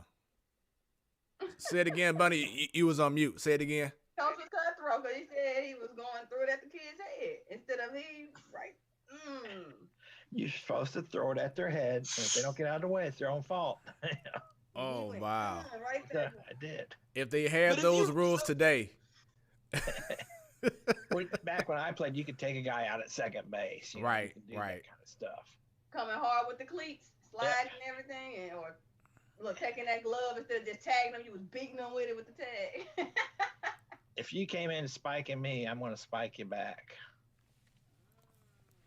So Spike's no joke either. so outside of baseball, were there any other sports that you played during your younger years? I played football. The last play I can remember was I was going to return a punt. I remember looking up at it, and then I woke up on the bench. That's all I remember. Whoa. I said, "That's it. I'm done. I'm done." Because it don't matter football. One and done. Hey, mine's was soccer. His was football. Okay, everybody got it. Man. It don't matter how big you are. One of those guys is going to be bigger, and I'm not a big guy, so I realized quickly I'm going to get squished out here. We're playing Hazelwood Central, I think. Oh, They had some big boys. They put something in the water in Hazelwood Central. They still are some big boys. That didn't change all these years later. They still big. It's the same people. That's what it is. That's how they trick you. They just shave their facial hair every year. We right back. 35-year-old playing center. Wait, Excuse me.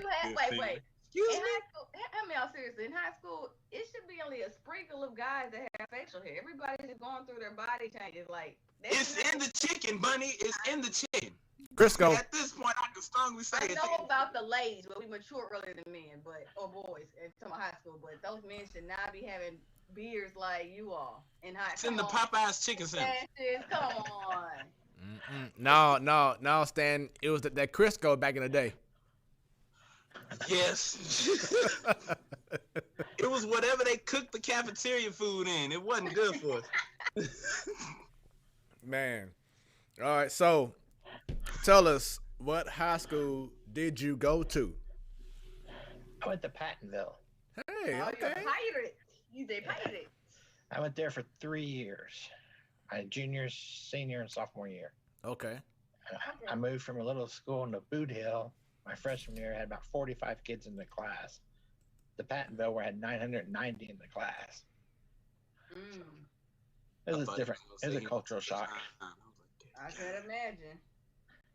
So how would you describe this, seeing you as a coach? And I know coaching is all about scouting and everything. So how would you scout yourself looking back now as a player, as an athlete? Easy to rile up. Uh-oh. That was easy to rile, and I had to get that calmed down. I had to talk with my dad one time. That ended that pretty much. But I would be, as far as basketball goes, as a decent point guard, I couldn't shoot worth a lick. But back when I played, point guard didn't have to shoot. All you had to do was pass the ball. Pass it inside to the big guy. Feed the man. You was? Yep. Because let me tell you something. If I was going to do something, I was going to rebound and I was going to pass. I knew my roles. I wasn't shooting nothing.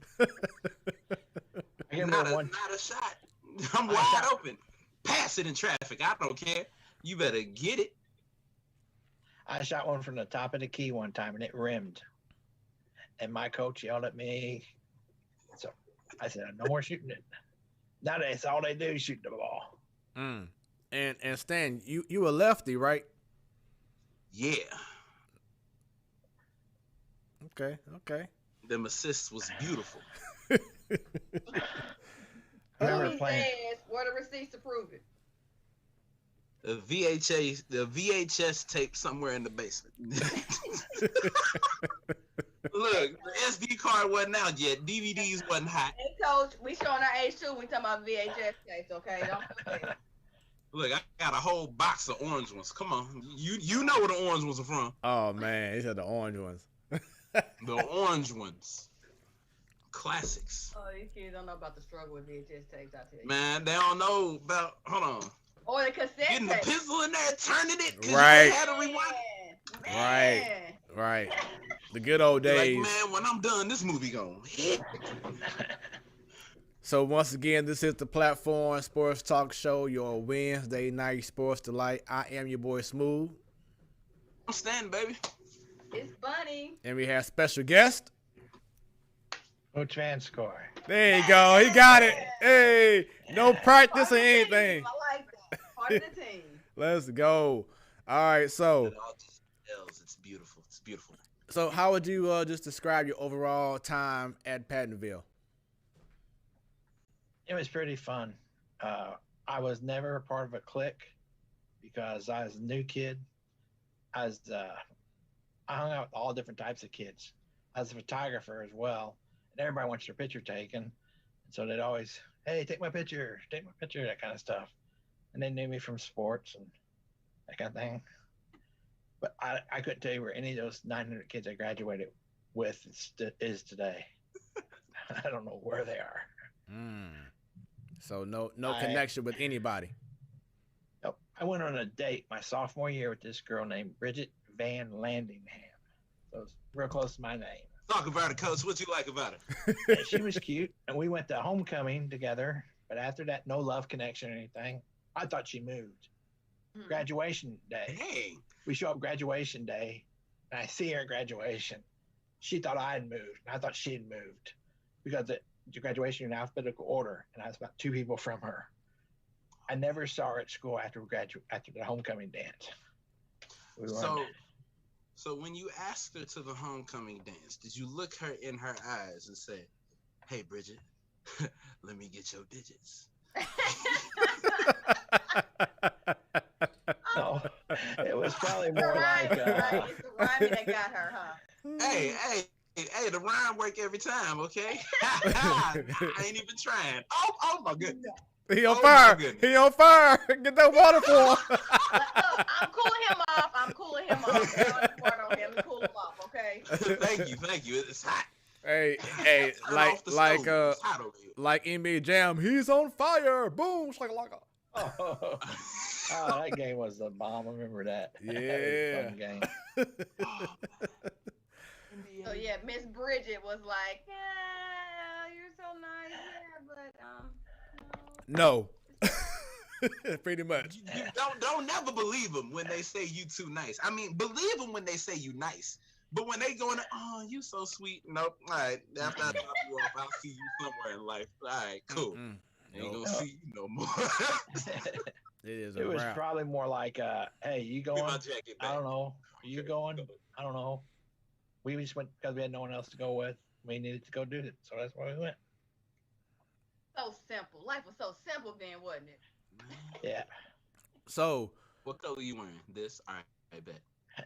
So after Pattonville, what college did you attend? I went to UMSL for a semester and got put on academic probation because I didn't realize you have to go to class. Really? I had no idea either. That's a new invention at college back then. Hey, I didn't have to go to class. I don't know when they started this. Who does that? Who goes to school and college? Who does that? You got to go to class. Look, in the 80s, no virtual? No. Y'all wasn't on Zoom in your excessive shoulder pad blazers? No. And salmon pants. All right, I'm done. You said salmon pants. Oh Lord, not the salmon pants. Why was salmon so hot? That's another conversation. Hey, same thing with corduroy pants. I still don't like them even now. I never liked corduroy because of the noise. Oh my gosh! Like you can't sneak up on somebody in corduroy pants. You ain't never seen an assassin in corduroy pants trying to sneak up. It's too late. I see you. I hear you coming. People thought that was cool to wear and make all that noise with it. Like, come on. Man, you know, it was probably. I feel like it used to be only jackets. Like, you know, I see a corduroy jacket. I don't know when they started doing I see the pants, man. Oh, and they got them out now again. They trying to make it fashionable for young ladies, some little kids. I'm like, oh. Hey, I had on some corduroy pants in 2018. I'm not gonna lie. I wore them for one day. I heard myself walking. I was like, oh, here I come. So, like, nope. All right, so gotta let them go. I had a pair of brown corduroy pants along with the Eastlands. Y'all. You know, I'm talking about the Eastlands. You couldn't tell Smooth nothing. He was like, "What's up, girl? You see me? What's happening? You hear me too, literally. What my name is? What my name is? You hear me knocking? No. Well, do you hear my pants? Oh man. All right. So after college, so what? Because I saw your mini bio. you pretty much said that it was a calling in regards to teaching. Can you please elaborate on that? Well, I always thought the Lord wanted me to work with kids. And so I went to Missouri Baptist and went to school there and got my teaching certification. And I thought, where would I teach? So I messed around for a year, didn't get a job. And the only job I could find the next year was at Gateway Christian. And so that's why I started at Gateway. So how did you hear about Gateway? Were you teaching at Gateway?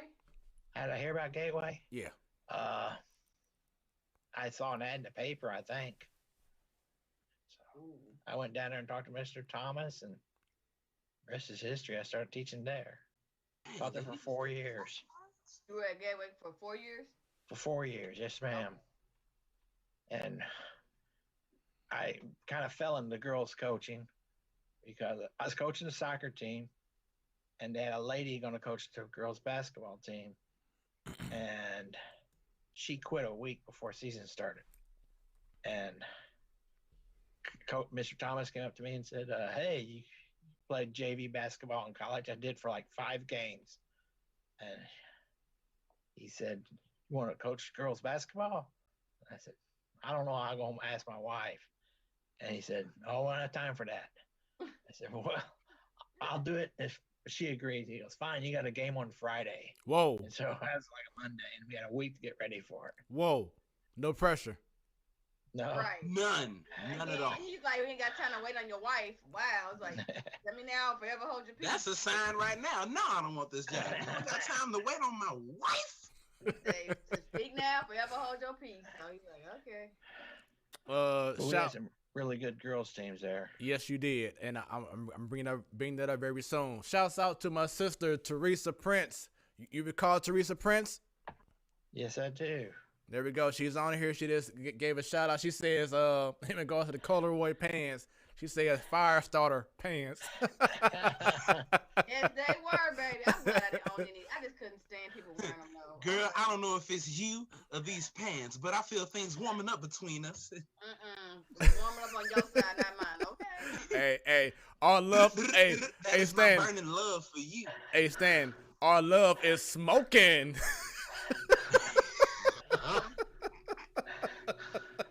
Go to timeout. Smooth, you're on a 35-second timeout. We will run this show while you go. Turn off your audio and your visual.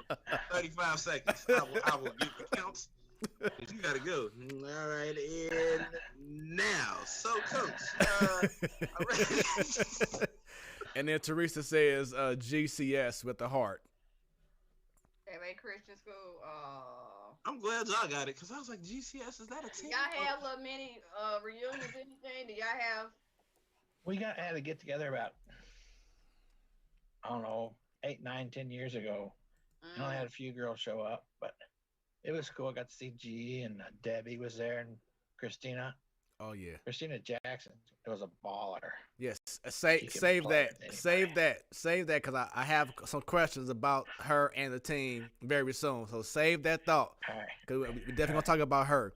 But so I've explained to others on our previous show, like when we had Rodney Bond on the show, etc., about how small our school was. It was only just 3. It was like really, but maybe 3 floors, but we only used 2 for real. Yeah. Let them know how small the school was, the population. You know how many we had at the school who enrolled. Talk about the gym, everything. The gym was so small you couldn't shoot a free throw in it without hitting the ceiling. We always went to Soulard Market and practiced. There was probably 15 kids per class, maybe something like that. Mm-hmm. And on my varsity team, I rarely had a senior or a junior. I was mostly freshmen, sophomores, 8th graders, 7th graders, 6th graders. I even had 5th grader play for me in varsity team. Oh, wow. Yeah. And it made some people mad when we beat them. Yeah, because I recall when I was playing junior high, 7th grade, 6th grade or 7th grade, I was playing, and I had an incredible game against, I want to say it was like Tower Grove or someone, And then you recall what's his name? Is it Audie Rankin? Yeah, Mr. Rankin. Yeah, he saw me. I think I had like 30-something points that game, and he pulled me to the side like, "Hey son, I want you to play for varsity." It was like I said, this is like 6th grade, 7th grade year, and I played. So we was able to play varsity at that school, and not even be in high school years yet. That's how crazy it was and how small it was at Gateway. We'd go to the east side and play some schools on that side because they were in Illinois, and we'd beat them, and they wouldn't like it. I was beating them with junior high kids. Mm-hmm. Yeah, I recall playing at DuPo. Every time I think about Illinois, I think about DuPo. Having them games out there. DuPo, Madison, we played there some too. Lincoln, is that a school over that side there? It was. Yeah. Yep. Where is Gateway Christian located? Well, it's no longer. Yeah, it was. Where was it located? It was on the corner of Jefferson and Lafayette. The building's still there.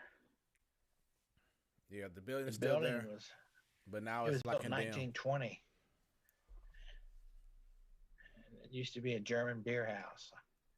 Used to rent rooms and stuff there, and Joe Louis fought there once. Really? I didn't know that. The St. Louis Symphony played there.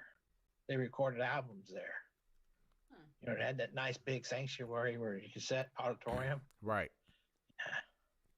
Now, I did hear that Gateway Christian used to be also a bowling alley. Is that correct? Yeah, there was a bowling alley in there too. Yeah. Oh, that school does everything. A whole bunch of little nice things. That school can do it all. Right.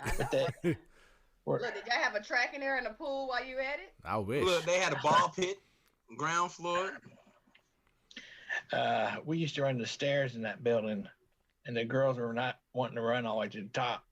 They were scared of their ghost up there. That's the floor that y'all didn't use. You were talking about. Gotta be. So the first 2 floors y'all used, and that top floor is the one that didn't use. Right. Oh, they had like 6 floors. From the 3rd floor on, we didn't use. And I only knew about those other floors when I was playing basketball under Travis Watkins, and he had us to run steps, and we had to run up all those steps and find them different floors that we never went on outside of doing running and everything. Never knew about what was up there, anything. We just had those 2 floors, which the top was like you said, the auditorium and everything, and then the lower was the gym and the class. So pretty much go downstairs, and shouts out to the Eagle's Nest. Everyone loved the Eagle's Nest. Shouts out to Ted. I think he passed away years ago, but he ran the Eagle's Nest. It was like a little hangout spot. And but you had the Eagle's Nest, you had the cafeteria area. Then to the right, you go down and you have the gym, which was, like you said, very small. Left hand side, you had all the classrooms right there from was it 6th grade? 6th grade. Yeah, to 12th grade, all in on one floor, not 3, 4, 5 different levels. No, all on one small floor. That was it. You said it's off of Jefferson and Lafayette? Yep. So picture Highway 44 and Jefferson. Mm-hmm. And then as soon as you get off Highway 44, let's say you're coming from Highway 70. As soon as you get off Highway 44, you make that right. And you see those nice... Yep, right there. Okay. Okay. All right. I know now. Took me a minute. All right. We here. That helps me out there as a marker. Hey, those landmarks are important, But yeah, it was right there. And like I said, super small school, but it was, to me, sports-wise, especially basketball-wise, I will always say my best basketball memories came from Gateway Christian. I had to say that. That's my love, my passion for basketball, for sports, period, came from being at Gateway Christian. Miss Williams, mother of Eddie Williams. Do you recall Eddie Williams, Mr. Vanscoy? I don't remember. Okay, back in the day he had the afro going on. He was in my class, and he had the afro. Okay. Yeah. I remember a kid with an afro. That was because they weren't real popular back then. No, it wasn't. Yeah, so he definitely stood out. But his mother Alice is on, and she says, "I remember a game at Dupo." Then she also remembers the low ceiling in the gym. Like the fans, we probably had maybe just 30 people when we had home games. There, yeah. We had 30 because we didn't have room to have no, added seats. They had like a long brown bench, just one long brown bench in our gym where people can sit at, and that was it. We didn't have no stands. And when they sit down, their feet were on the floor. Exactly. Right, on the court. They were on the court. Oh, wow. You couldn't shoot no three-pointer in that gym. No, it was impossible. But does that consider regulation? I mean, No, it wasn't. Like no, we played our games at other gyms. Yeah. I was about to say, I'm like.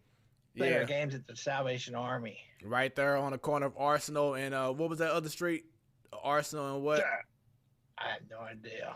But so I read the bio, and he was talking about those games on Arsenal and how you would you say something about security and how you had an incident with you left the gym and someone robbed you or took something from your car or something? What it was is there was a guy riding home from a bar on a bicycle, and he ran into the back of my car. Okay. And the guys that ran security for them, I think they were gang members, and they said, if anything happens to these people's cars, we won't let you use the Salvation Army to play ball in. They want to play inside instead of outside. And so we didn't have a car broken into in the 4 years I was there. But the guy was riding his bike, and he ran into my car, broke the taillight. And they came in and got me. They knew it was my car, came in and got me and said, "Coach, this guy broke your light." And the guy was scared of him, and I'm scared of him. And I'm like, what are you? And they said, "How much to fix it?" I don't know. They said, $25. All right, that's fine, yeah. And he gave me $30. I said, I'll get you some change. And they go, no change, just take it, let's go. All right. Don't ask any questions. Let's just go. Come on. Yeah. Too mad, $30 just fixing tail lights and stuff. Wow, that's crazy. Yeah, but for just for us to have to go to a different gym to have it be our home gym, that's how small. And we never practiced in it. Right. We always, like you said, we had a practice at I know the varsity team practiced at Soulard as well, like your girls team did too. So I'm not sure if you have a second monitor, but I want to go ahead and show a few photos. So for those who's watching, everyone can there you go, can kind of enjoy these photos. So I have it pulled up. Archives. Good Lord. I had thanks to Mr. Vanscoy. So I dug up in the archives, got some photos. So let me know if you can see it, Mr. Vanscoy. It'll be on your other device if you're watching right now. It should be up on your screen. Oh, snap. Yep. So that was some of the teams that he coached, the ladies team, and once again he was an outstanding coach. Coach, can you see it right now on your screen or on one of your devices? Yeah, I see it. All right. So top left.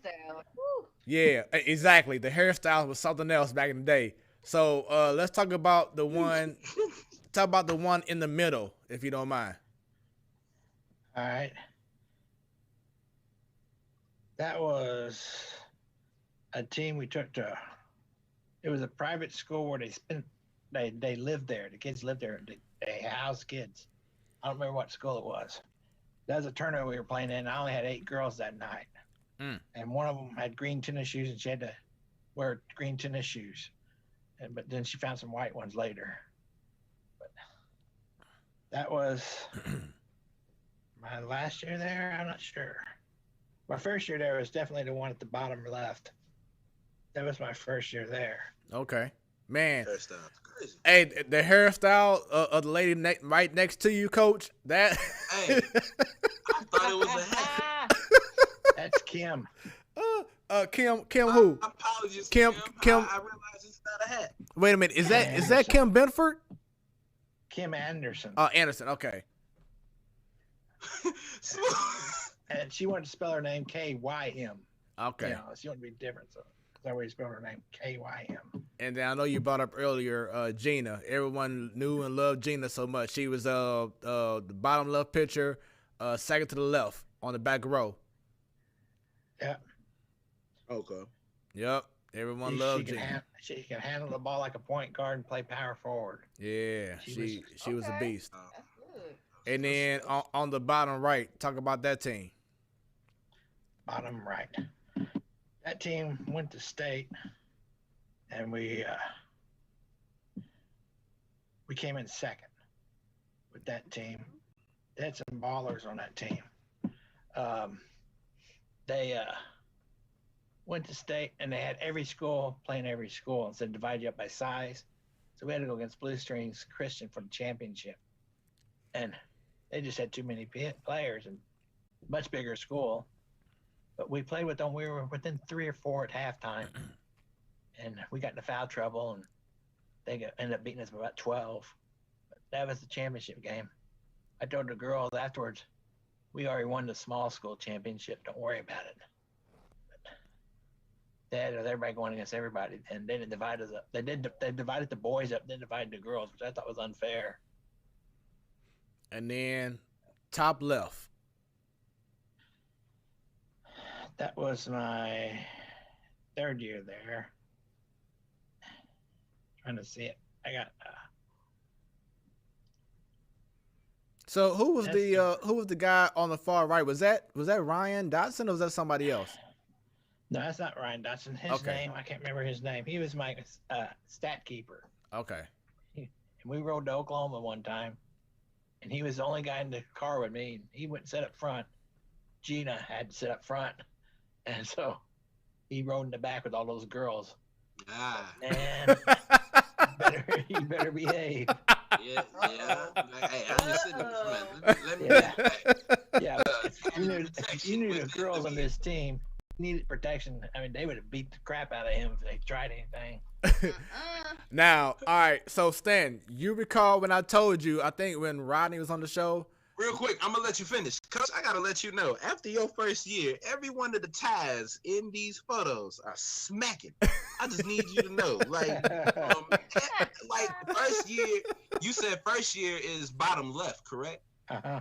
So every year after that, tie just on point. I was looking, I was like, okay. At first, I thought the green pants were corduroy. I had to check real quick. I'm like, oh, please say no. He on fire. They look regular textured. I just wanted to highlight these ties, man. Hey, like these are some ahead of their time ties. Like people wearing ties like these right now. Hey, Stan, those ties represent he was getting that money. Money, where that money reside? Money. There was no money. When I say that man has his own money, he got his own money. He got his own Look, money. I feel like that was Coach's way of telling you, all right, now that I'm no longer your teacher, wasn't no money. I was doing this for the love, basically. For the love of... No, let me stop. So... for the love of education. So Smooth, you were saying. Oh, guys, you know, I forgot already. It'll come back to me. Okay. So... One more, I'm wearing the blue shirts on my last year there. Okay, and that's a squad I want to talk to more because I see a lot of my fellow classmates on there. So I see on the bottom row we have on the far left, Candace, Tiffany Haywood, Danny Williams, which he was like 2 years over me, Christina Jackson, Mo Gaude, same year as me, and Tiffany McFarland, same year as me. Just seeing the bottom row itself, I know, Coach, that team was special. Oh, yeah. We could get up and down the floor, that's for sure. Man. So press people.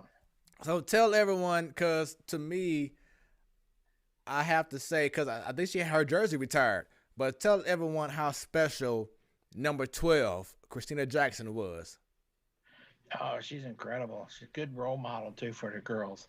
They called her BJ, and it stood for, I asked them what it stood for, and they said, Black Jesus. Yep. I'm like, what? That's cute. Because she was a very religious girl, but she could play. She went with the boys one time in summer camp. They didn't have a point guard. They took care of her. She could play. Crossing them up in the name of Jesus. Yeah. There was one game where she had 40 points by halftime. Woo! And they asked me we're in the locker room talking, and one of the girls, I think it was McFarland, said, I don't know about you, coach, but I think Christina needs the ball more. I'm like, yeah, I think so. But we would be we'd play with teams and we just wear them out.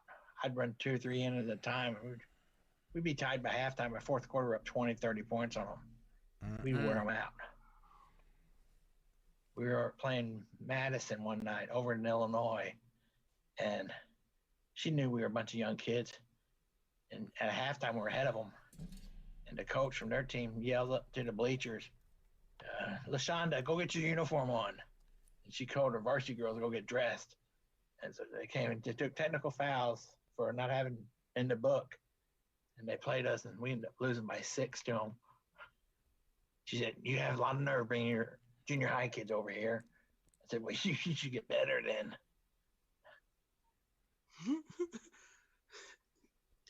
So they pulled a player from the bleachers. Yeah, the varsity team didn't dress out that night. That's crazy. Wow. Like, we need reinforcements. Come on. Let's go. Yeah. Suit up. But coach, I don't have no. It don't matter. Find one. Suit up, right? Call your cousin. No, let me stop. Ask the statistician. Borrow Sarah's jersey. Yeah. Tell us about Sands to come do it for you. Come on, let her ball real quickly. Tell us about Mo. Tell us about Mo Galladay. Mo, she was all turbo. That's all she was. She was fast. She ran track with them, and she was not much of a player. She learned how to be a player. You don't have to learn to be an athlete. She was an athlete. I had a coach tell me once, take all the talent you want, but you got to surround them by athletes. So I had athletes on the floor most nights. And Mo Galladay, she took a half-court shot, and it went in, but they didn't count it one night. I thought, wow. I said, that's all right. I'll make it next time. And she did the next time when she had to make a half-court shot. We had her take it in Springfield at Bible Baptist, and she made it. We won that game. Mo Galladay. Had talked to her in ages. Yeah, hopefully she's watching, or she'll watch this show later to look at these photos and just reminisce on the good times. Last but not least, Tiffany McFarland on the far right. Mac. I think she is part Cherokee Indian or something because she had such thick hair. Yeah. She'd braid that to a braid and put a knot on the end of it. She'd swing her head around and hit people, and they'd bam, ow. She got called for a foul once because her hair hit a girl. And that's not fair. You guys no control over that. I told her, you got a foul called on you because of your hair. That's wrong. That's so petty. Foul. That ref was wrong for that. That ref was real petty. Yeah, so just seeing those photos, Coach, what comes to your mind? Good times. Yeah. Our practices were full of laughter, and I'd have to yell or anything. And if I did start yelling at them, they took it in stride. Yeah. It's just good times, a lot of fun. And, it's good to be able to just take time to reminisce on, those days in the 90s and, early 2000s or whatever, just to be like, man, what a time, what a period it was during that time frame. Even for us, like for Stan, for Bunny and myself, what we were doing during those years in the 2000s in school and, whatever. It's like, man, like, look where we at now, 2021, it's crazy. It's just crazy. I always say, if you don't have a good time doing something, you might as well not do it. True. Got it. You got it. That is true. And I've told many players, don't come back next year because you don't like it. you don't have no fun doing it. That was me with soccer. He would have told me, "No, you'd be gone." Yeah, nobody forced you to be there. Why waste anybody's time, including yours? Just All you're going to do is hurt yourself, hurt your team, hurt your reputation. You don't want to do that. Yeah. So, outside of you coaching, as I stated before, you made history cool. What made you, or what was the reason why you chose history as a subject to teach? It's something I've always enjoyed. Growing up all over the place, I got to see different historical sites and things. I saw a Jewish concentration camp when I lived in Germany for a while, and that was really eye-opening. I saw those German castles, stuff like that. I just always enjoyed history. My dad was a big history guy, so we didn't have the History Channel back then. If we had the History Channel, we would never turn it off there. He'd be watching that all day. And if I'm correct, you and I'm trying to think the teacher that was across the way from you, y'all were the only classes that had like the different platforms in the classroom. Mr. Kosh. Okay. Isn't that Mr. Kosh? No, Mr. Kosh. Bible teacher. No, he was further down the hallway. He didn't have. I don't think he had the platform. So like I said, how you had the lower level, and then you had the little platform. So you had people who was like looking down from the very top back of the classroom, and you know what I'm saying. So I think you and I can't remember what her name was, but it was a lady teacher, wasn't it? Yeah.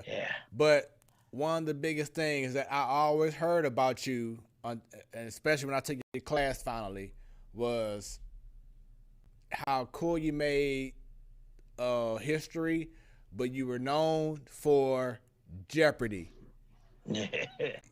So he would have. So hey, I already like this class. I love it. Yes. Jeopardy in my class. I want to say it was like every Friday or something that you would have Jeopardy. Fridays. There it is. So tell everybody, tell everybody about that, because I mean that was so much fun. Oh, we'd come into class and you could lose Jeopardy Friday if you weren't behaving in class, and people didn't want that. They wanted to have it on Fridays. We'd have some of the subject matter that we were studying on the quiz thing as some of the clues, and then we'd have some of the clues were just off the wall stuff, NBA, whatever, sports, and kids all loved it. And I got to the point we had to draw it on the chalkboard. Remember, you had to make your own chalkboard and stuff. Yeah. I got to the point where we got computerized, and I got it on a computer screen and stuff. We played it all throughout my teaching career. Mm-hmm. I always loved playing Jeopardy. Yeah, that was definitely one of the best moments that I can remember at Gateway Christian. So I definitely appreciate that, because you definitely made it fun being in the history class and just being in your classroom, period. How would you say your experience overall in Gateway as a coach was? It was great. I didn't have any parent problems. I didn't remember any parent problems at all. I remember parents bending over backwards for me and stuff. We didn't always get paid on time. And I had a parent come up and hand me $100 one time. What? And I said, "What's this for?" And she said, "It's because we appreciate you." And so I always felt love there. And I would have stayed there, but I had a baby my third year there, I think, second year. And I had to support the baby, so we had to move, get a job that paid regular and on time, that kind of thing. That's the only reason I left. Oh, okay. Hey, that makes sense. Look, if it don't make dollars, it doesn't make sense. So I get Come on now. Look, when we said a parent gave me $100, I was just thinking to myself, you know, I was going to school to get a degree in elementary education. You know, I don't know if parents are as generous these days, but I'll take a quick little $40 or something, you know. Oh man, not $40, Stan. Can you truly put a price on education, Smooth? Apparently some people do. Okay. Right. I'm not talking about the parent that gave $100. I'm talking about for what people charge for tuition or what the increase if you go to college, how much they charge. So yes, people do put a price tag on it. So going back to coaching, what was the highest level of achievement that you or your team experienced at Gateway? At Gateway, we finished second in the state the 1 year, Blue Strings Christian. We averaged 20 wins a year when I was there. Christina was offered a D1 scholarship to SLU, but she didn't want it because it wasn't full ride. She ended up going to another school. SLU was, they were talking to her. He said, how tall is she? And I told him 5'1". They go, 5'1" point guards are a dime a dozen. I go, well, you don't have one. And they ended up giving her half a ride. But that's all she got. So she ended up going to, I think, Greenfield. Something like Greenfield, over in Illinois. Greenville. Yeah. Greenville College, Yeah. She played there for her full career. And then she was doing for a senator, the little girl that runs back and forth messages and stuff, a page. I think she was a senator's page for a while. And my highlight of coaching is that when a girl becomes a good parent, a good mother, and a good citizen, that's all I want. Well, that's good. Yeah. None of them are going to go pro NBA or anything, but they can be a good parent, a good citizen, a good role model for people. So, after Gateway, where did you go next? I went to a little school called Statland, and they were all about the winning. I finished second in the district 2 years in a row, and they didn't like that. And so I moved on after that. I went to Fordland after that, a little school in Southwest Missouri. And we were there 3 years. Then I moved to Chadwick, went there for 3 years, and went to New Covenant for a year, Mountain Grove for a year, and Spokane for 3 years. And that was done.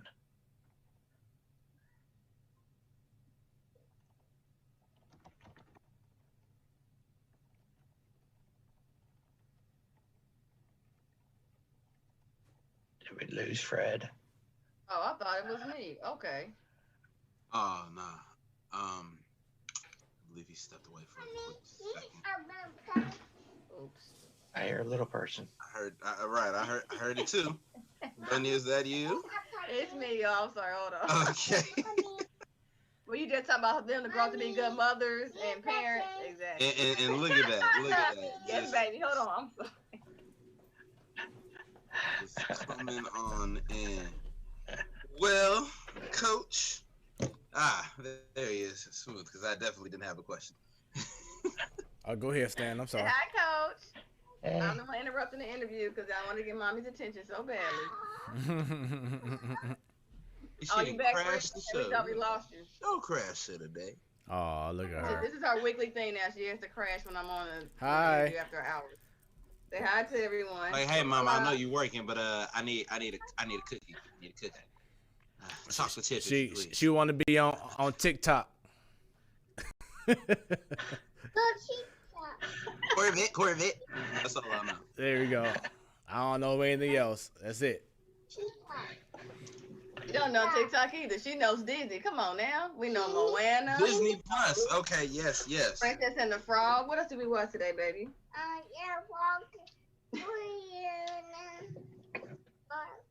There we go. Well, Coach still wants to keep talking, so we have to let him speak, okay? Okay, let's go mute and tell everybody you see them later. Say adios. Adios. So just going from Gateway Christian to your next venture, was that a culture shock coming from a smaller school to going to big and better things? I don't know if it's big or better, different is what I'd say. It's more country than city. And you go to country, the parents are a little more involved in what's going on. And you get school boards and that kind of stuff. And you got to play the political game. And I didn't play that very well. I played the girls that I thought should win and play hard. You don't always get to do that in certain situations. You got to play certain girls, certain times, that kind of stuff. So, as a coach, how were you able, in your mind, to pretty much evaluate talent? What you wanted, what you were looking for to say, you know what, you made the team? Well, for one, most of these small schools, you didn't cut players. They cut themselves. So I'd run the bejeezers out of them the first week. And if they were still there after that, they can play on the team. You know, if they can handle that, they'll play. But I never guaranteed a kid playing time. You earn your playing time in practice. And how you practice is how you're going to play. So yep, I totally agree. How I evaluated the talent, I'd look inside their heart, see where their heart was. That's the only way you can do it. What kind of leaders they are, that kind of thing. Then I saw, and please forgive me because I don't have, let me pull it up real quick. I'll go ahead and recap that real quick as I'm speaking to you, because I was reading through your upcoming book. And if you don't mind real quick, I know that you have a book coming out very soon. Can you tell everyone about your book?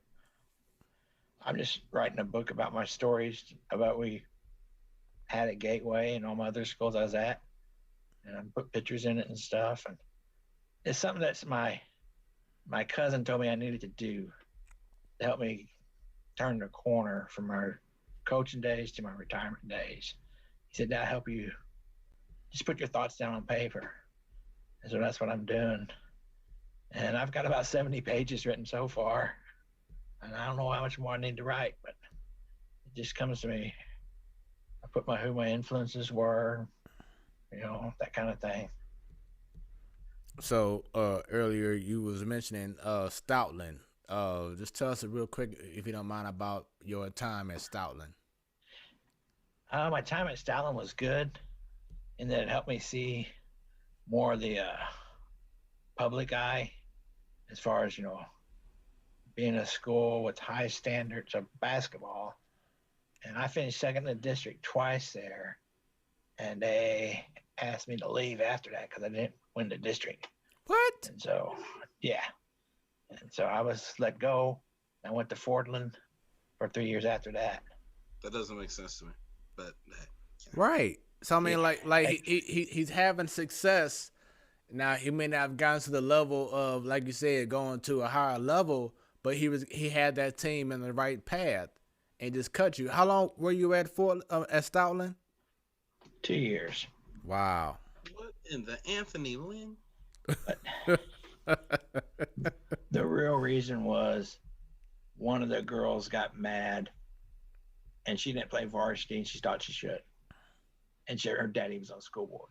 That's it.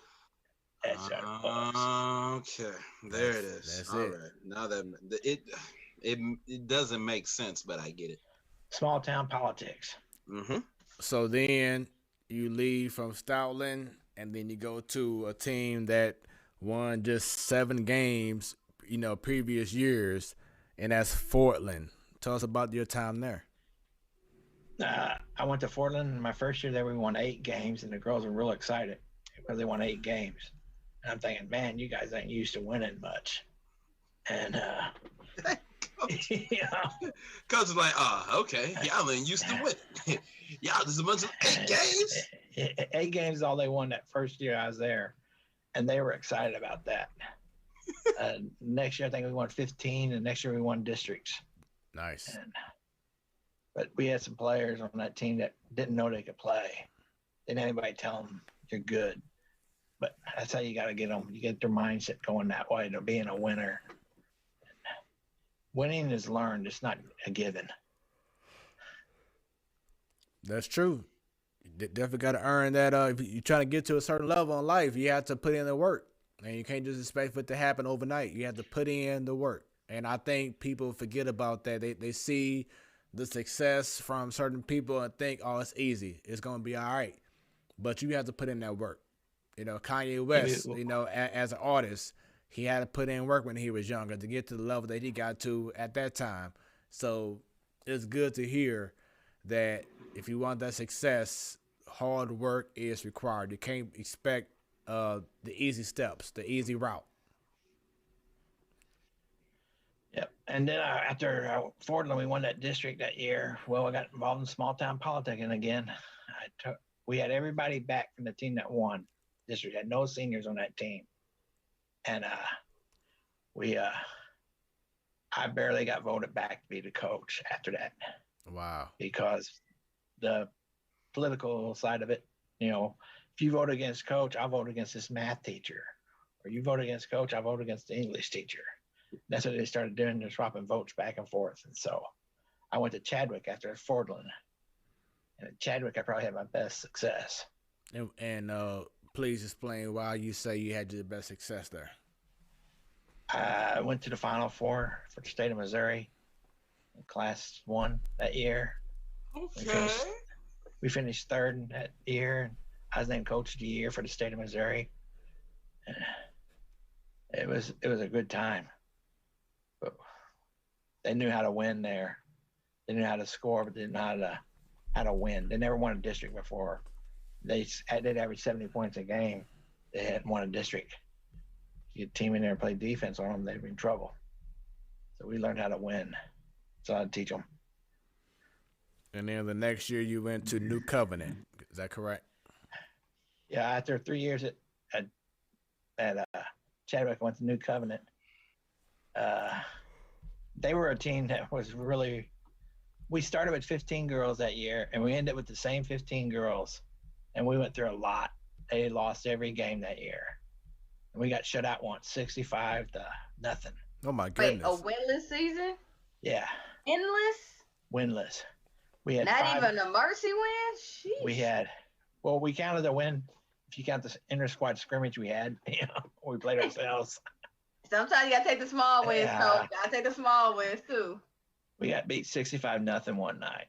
Oh, my gosh. And the girls were crying. The team that played us, they just kept half-court trapping us every time we crossed the floor. You got to realize my team had an all-state flutist on the floor, an all-state algebra person. You don't mess with that flutist. They weren't basketball players. No, they weren't athletic inclined like that. No. Hey, but them some OG cold killers out here, man. But even though they were half court trapping you all, did they eventually, lay off the traps after a tremendous point? No. They never did. I was getting so mad. I told my girls to take them out on a layup. Just take them out, and they wouldn't do that. They didn't know what to take them out. They couldn't even get a free throw shot to get at least 1 point. Oh my gosh! How do you build your team's confidence up after a loss like that? You don't. I mean, my girls are balling after the game, and they're all talking about quitting. I'm like, we can't quit because then they'll win. You can't let them beat you like that. So we were determined. Our last game we played that year, we were playing at school down here, and we were within the turbo clock. Everybody turbo clocked us all year long. We're up 30 on us. What's turbo clock? If you're up 30, it's a mercy rule. Okay. The clock runs the whole time. Okay. I didn't know that's the official name for it. Oh, okay. Yeah, that's the mercy rule. I know the mercy rule. I didn't know that turbo clock meant turbo clock. Yeah. Okay. And so we didn't get turbo clock that game, and the girls were excited. We were within 8 of them with like 2 minutes to go in the game. My girls didn't know what to do. They're like, "Oh my gosh, we got a chance here!" And I want to say, "No, you don't." So we know that. Losing 65-0, that's like a huge deal. Was that something that was out there in the papers, with social media going big at that time, in which y'all was known as that team to be down to lose 65-0? Yeah, it was a big article written about in the Springfield News Leader about how they should watch what to do to us because they didn't know if that girl's gonna be their heart surgeon someday, And so, oh yeah, that's one of the girls that beat us 65-0. Because these girls were all very bright. We made all academic state. Had 5 or 6 girls make that academic all state. And with the Springfield Officials Association nominated us for the Sportsmanship Award. It really meant a lot. I learned a lot from that team, even though we didn't win a game. And we had a girl hadn't ever scored in a basketball game. I told the coach that we were playing, and she's never scored in a game. He goes, all right, just let me know when she goes in. We'll arrange something. So he told his girls, the number 4 goes in the game, let her score. And they're like, what do you mean let her score? Just back off and let her shoot the ball. Shot the first one was an air ball. And he yelled at his girl, why didn't you let her shoot it? She goes, I did. She just airballed it. But she finally scored. When she scored, the crowd went nuts. One guy held up a sign, 998 points to go. Wow. That had to be a cool moment. It was great for her. Yeah, that had to be pretty awesome. As a coach, who would you say was some of your influences? Whether it's someone from the from the pros or someone that you knew personally. As a coach, who were some of your coaching influences? Dean Smith, coach at North Carolina. I went to a coaching clinic once, and I sit down in the cafeteria, in the hotel lobby or whatever, and he come up and he said, mind if I sit with you? I'm like, no, go ahead. Sure, you're Dean Smith. And he told me a lot of things, and I've taken a lot of his 4 corners offense and learned it. His dribble weave stuff that he did all the time, dribble handoff. I watched him a lot. I think I learned a lot from Rick Pitino. Yeah. And Jim Valvano. His motivating skills. He knew how to motivate. And coaching girls, I think, is more about motivation than it is actual skill. Because you got to motivate her to do what you want her to do. Make her think it's her idea. So did you have any itch to want to coach boys? The first team I coached was a little kids team, all boys. Second team I coached was a boys club team, all races. I mean, there's black kids on there, Asian kids, Mexican kids. That's when I lived in Texas. And I just motivated. You treat them with respect and they'll treat you back. Mm-hmm. That's how you do it. But as far as itching to coach boys, I thought about it after a while, but then I thought the girls is where I'm more comfortable. I knew how to motivate them. I found the main difference between coaching boys and coaching girls. Coach boys, they get into it in practice, punch each other out, and then go out for a hamburger afterwards. Girls go into it. They'll get in a fight, something. Don't remember that crap from 7 years ago. Yep. We emotional. Emotions years. Man. You're right, Coach. We wear emotions years like we just don't forget about it. No, we gonna keep that in our head about how you played me on the court or something. Yes. Mm-hmm. So that's just how we're made up. It's okay, guys. So what would you say as a coach was your greatest moment? And then what would you say was your lowest moment? Greatest moment.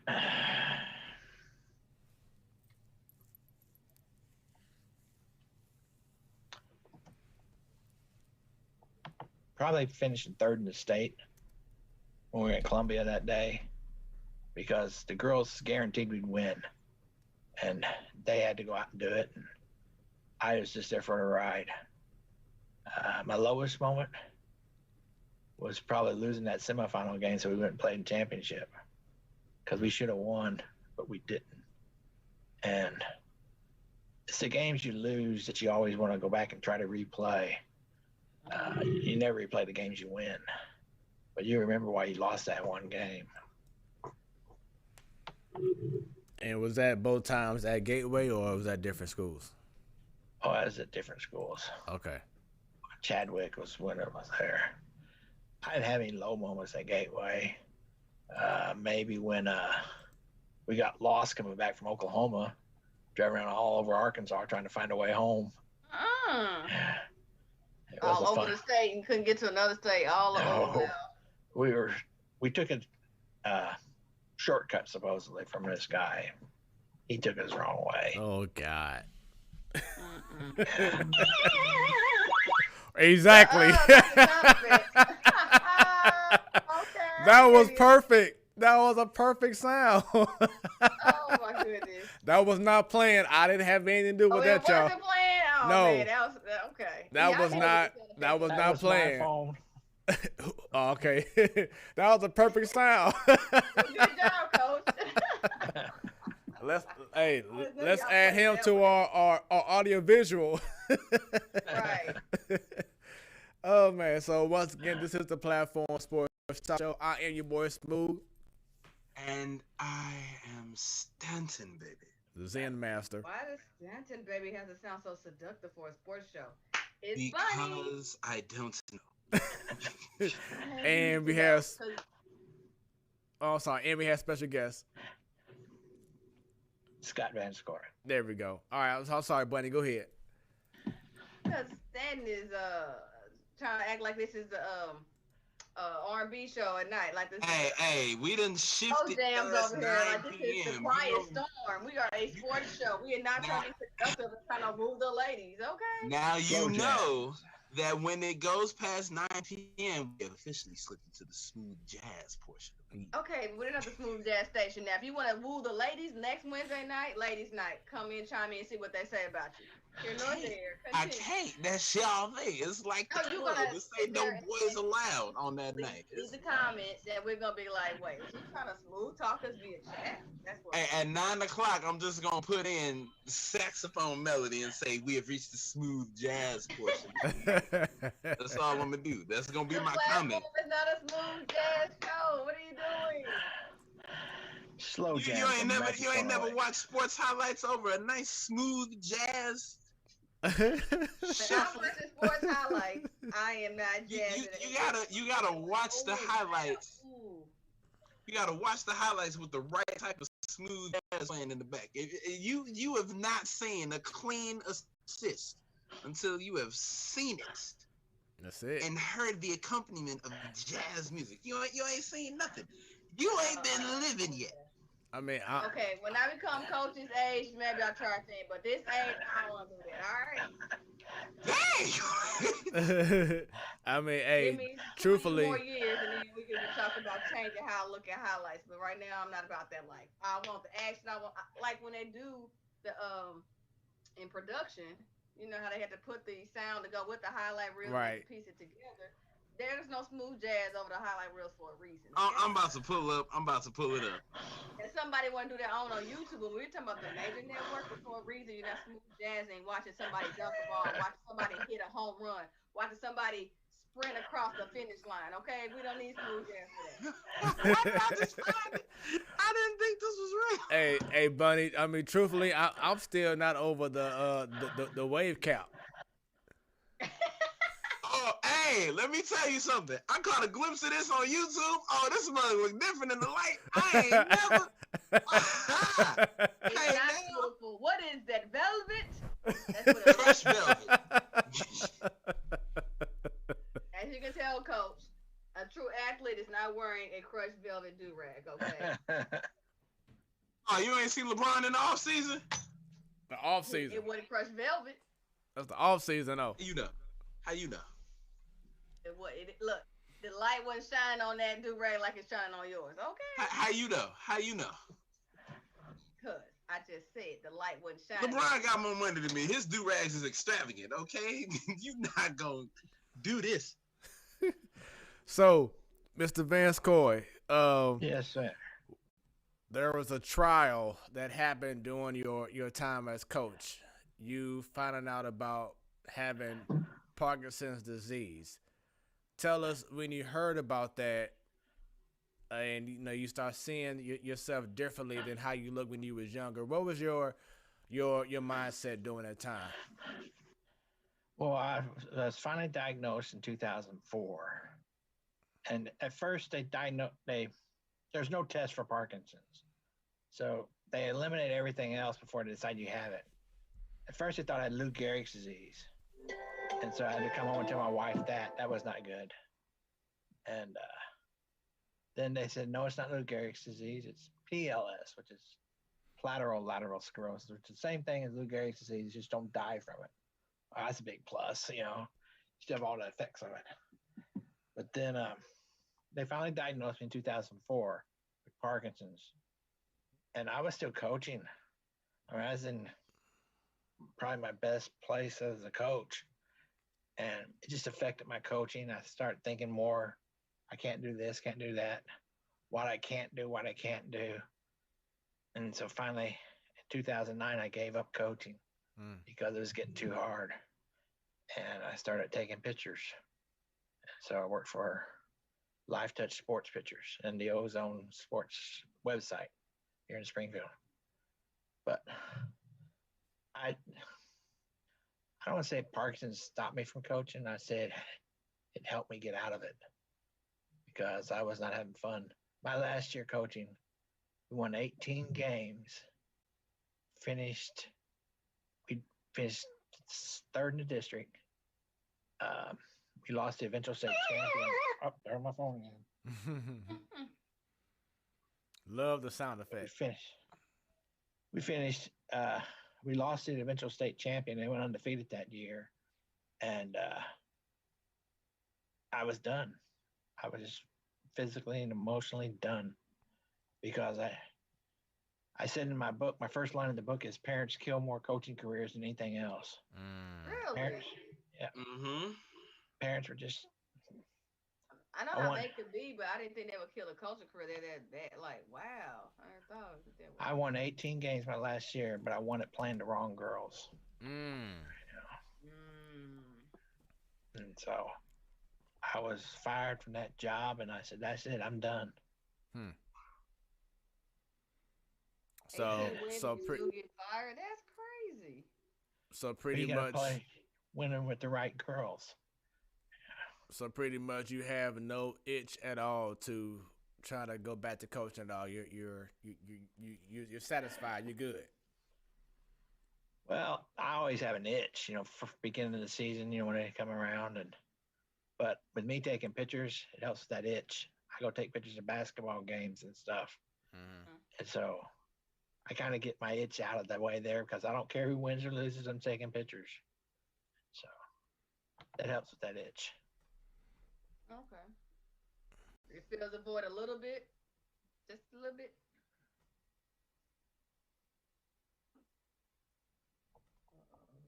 Say it again, Bunny. Fill the void just a little bit. Yeah.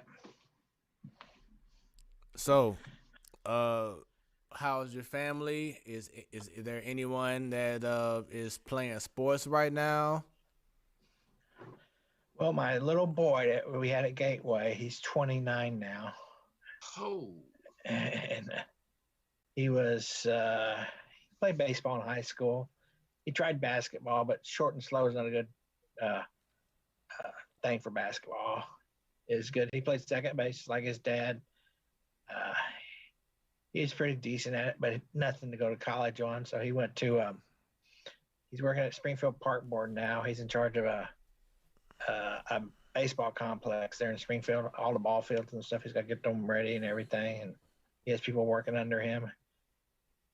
He's doing just fine. My wife, she's a teacher at Spokane High School. She's teaching middle school. She's been doing it almost 20 years. So nice. It's just we had a snow day today. They're all happy about it. So you all are in-person learning down there. There's no virtual learning? No, but they have to do some virtual stuff for kids that don't want to and have an option to, not to. Okay. Yeah. The whole hybrid situation, right? Mm-hmm. Yeah. That's crazy. I would have no idea how to teach virtually. Yeah, so shouts out to the teachers who are holding things down virtually or who may have to educators, we appreciate you all. Who may have to every now and then go to the schools on a certain day of the week or two just to, be in person. But we know that this time is hard with the pandemic. Eventually, hopefully there'll be a way to get things back to normal. But for those teachers, definitely shouts out to each and every one of y'all for holding things down. Oh, there we go. Say it loud for the people in the back. There we go. Sorry, y'all. Hold on, let me try to. Oh no, it's all good. It is definitely all good. So, Coach, last question for you from me. What is next for you?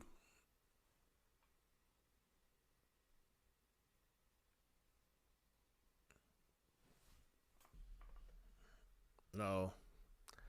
Then you may have lost her for a second. See. There we go. No, we couldn't hear you. Now we can hear you. we couldn't hear you. We couldn't hear you. We can hear you now. All right, sorry about that. Coach, what is next for you? What is next for me? Just retiring. You know, I collect autographs and that kind of thing, and I just enjoy life. That's what's up. You enjoying life to the fullest. Yes, ma'am. On a passion, you like taking pictures, and you're not punching in a clock per se like us regular folks here on this panel right now. But hey, that makes sense too. To punch a clock. And Stan, earlier you mentioned that you had some breaking news in regards to the New York Giants. I do. Eli Manning is returning. What? I'm about to say, wait, what the? You sure? Not to play though. Not to play. Oh, okay. Yeah. Teaser. No, that's for real? Like, come I got on. the notification. They were like, yeah, Eli Manning is planning his comeback with the Giants. He is looking to take on a mentorship role. Really? He's trying to officially be for the Giants what his brother is to everybody else. Let me ask y'all this. Did he officially, what year is it? 2021 now? So, what year did he officially retire? The year before last. For 2019. It was the same year Daniel Jones got drafted. I don't know what year that was. No, Daniel Jones played a year. Then he got drafted. Daniel Jones, then he retired. Oh, Okay, so Eli is credited for how many Super Bowl wins? Two? One? Two. Yeah, he's got the two. Two, okay. Both against Tom Brady.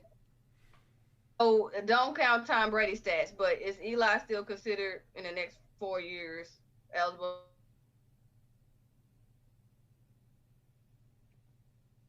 Hold on, y'all. Hold on, Stan, real quick. The audio is kind of going out. I think it's my connection real quick. So let me make sure first that be good before y'all continue on with that, with your answer. As Bunny was asking about would Eli Manning be considered a Hall of Famer when he's ready for eligibility? I think 3 more years. You have to be out 5 years, right? 4 years. Yeah. Okay. So yeah, Coach Scott, you think so as well? Don't count against Tom Brady, but all the other, his brother and the Breezes and the Aaron Rodgers and the Phillip Rivers. That's just for now, but who else gonna come along? Like, I don't know. But y'all I don't think Eli's a Hall of Famer. Wow. And that's what I'm thinking, because he got 2 Super Bowl wins as a quarterback, and still I don't think he's looked upon like that. You don't have the stats. Jim Plunkett's got 2 Super Bowl rings. He's not in the Hall. He got 2 for the Raiders. He's not in the Hall. Like to me, that's like Robert Ory. He got like 5, 6 rings, but he won't be considered for a Hall of Fame. The Hall of Good, maybe. Right. Not the Hall of Fame. Or the Hall of being on great teams. Being clutch on the playoff teams, Yeah. Dan Marino has no rings. Right. He's in there. His stats back it up. His stats back him up.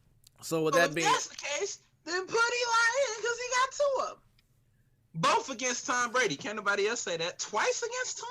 yeah. But this proves a point when you have these writers that get to vote for who's going to go to the Hall of Fame, at least, eligible to be in there, that a lot of times they compare whether they take their team to the championship. Football, maybe not as much as basketball. Hockey, but I'm just wondering, this is one of them times it's going to prove getting a ring doesn't guarantee you into the Hall of Fame. Well, 2 rings get into the Hall of Fame.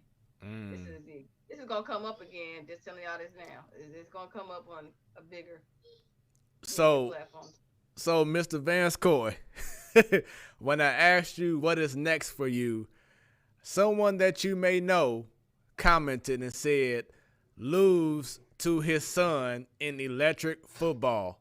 And that's Bryson. Oh, no. Yeah. Yeah. We play electric football. Yeah, so explain to everyone electric football. Remember the old board used to vibrate, the players jump around on it? Oh, no. Yeah. So we play that game.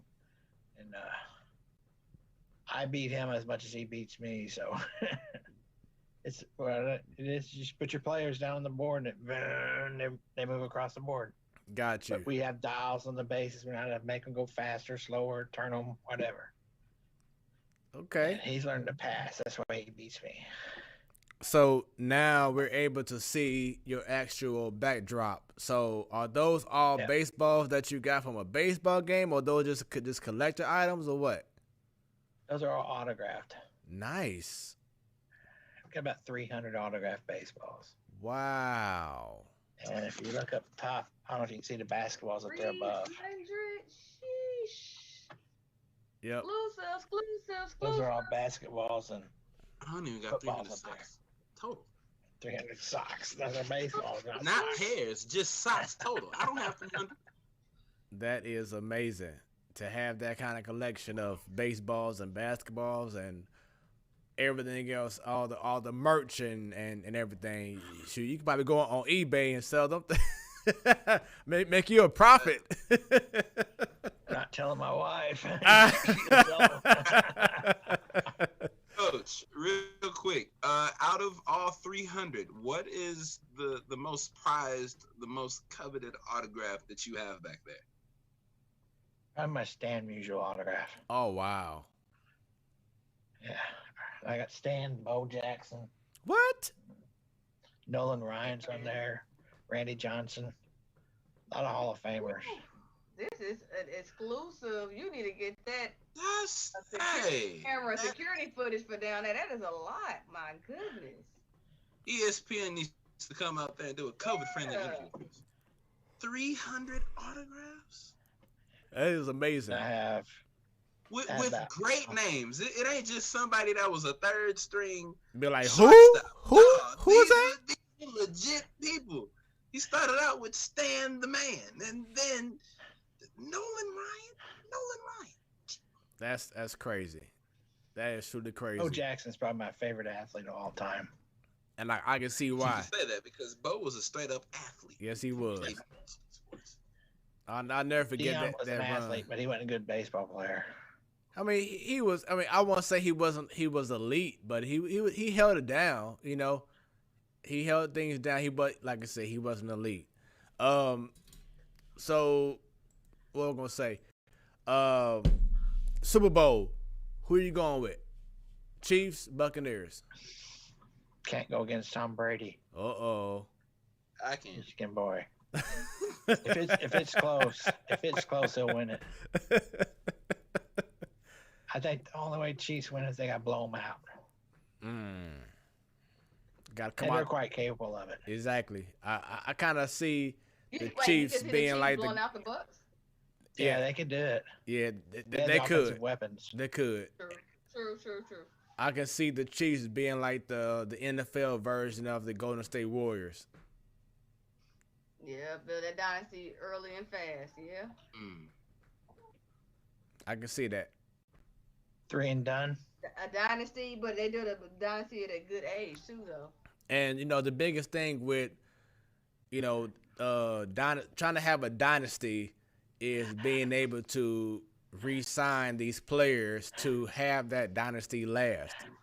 Because you see a lot of times in which these teams are winning and these players are winning and doing their thing, but then they want to demand more money, and it makes it harder for the organization to re-sign them, to keep them. So if the Chiefs actually do succeed, will the organization be able to keep those players to continue on the run? That's going to be their biggest challenge if they win the title. I feel like they will. It all depends on the health of Mahomes. Yeah, that too. Definitely. Football is such a fragile game. You can end your career in one play. Yep. Yeah. And I mean, look what happened last week when he got concussed. It was like, will he be able to play last Sunday? Or should I say 2 weeks ago when he got hurt? Would he be able to play last Sunday? Because he looked terrible. Like, he couldn't even stand up straight. I'm like, wait a minute, this here. And then to find out that he had something very similar back at Texas Tech. He got hit so hard, he didn't know what his name was no more. That's how bad it was. So concussions isn't no joke. But you saw who came in for him, a Michigan boy. Oh Came Lord, in and Chad saved the Henne. day for him. Henne is possible.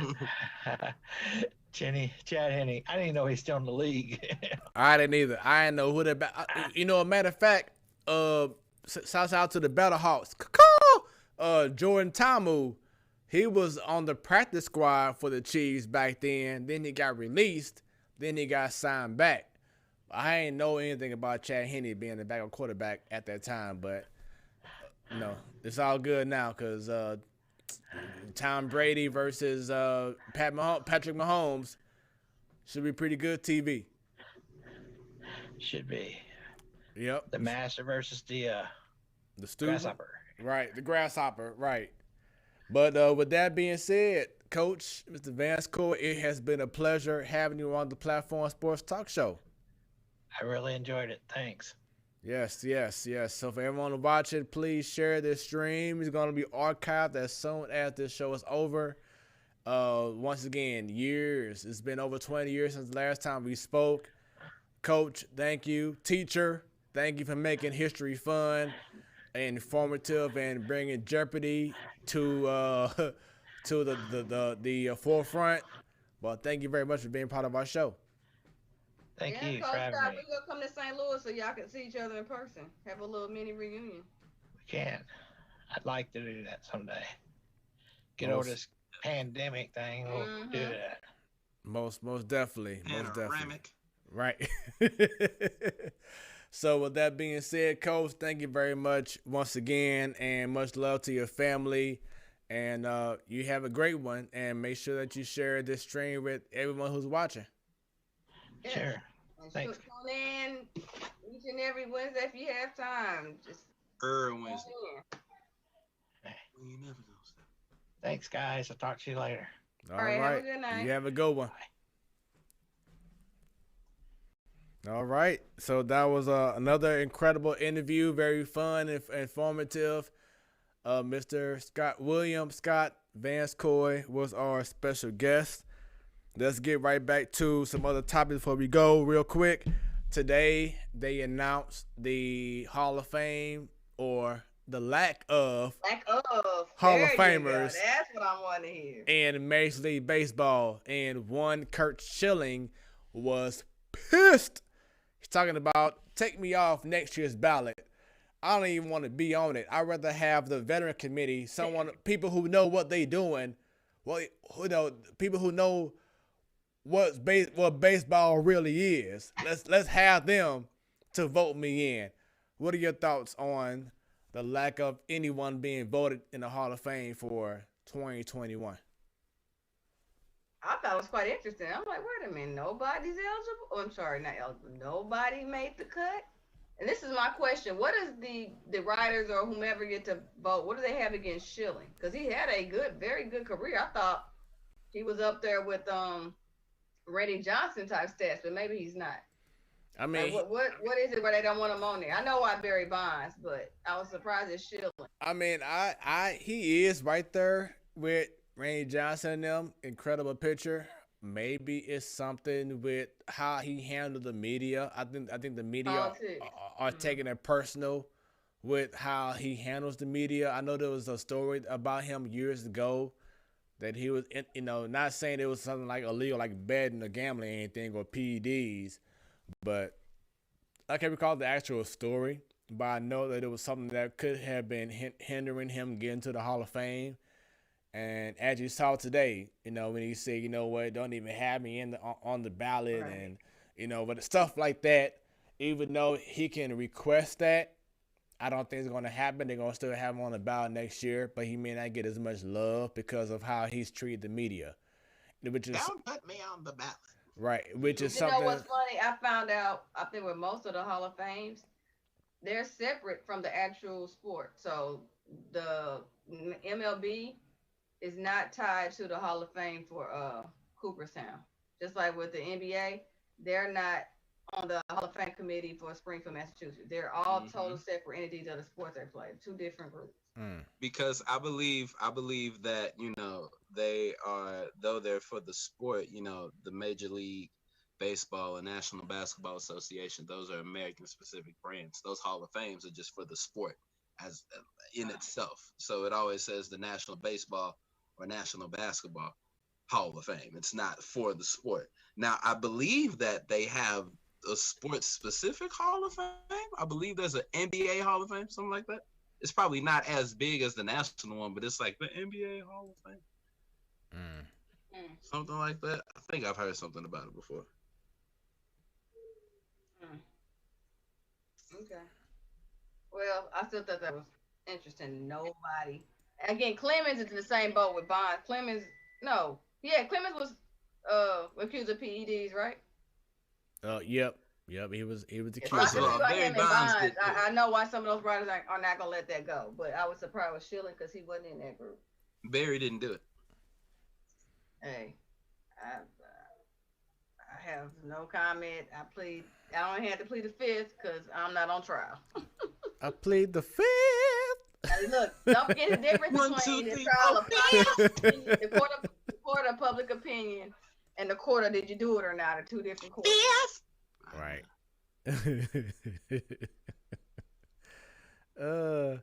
Let me see. So other news going on here. Let's talk about the NBA because Stan, I know you had to leave early last week. It's been about 4-5 games now. You may not have seen every game, but what are your thoughts so far on the new Brooklyn Nets with Harden, KD, and Kyrie? Brooklyn. They're doing exactly what people said they were gonna do.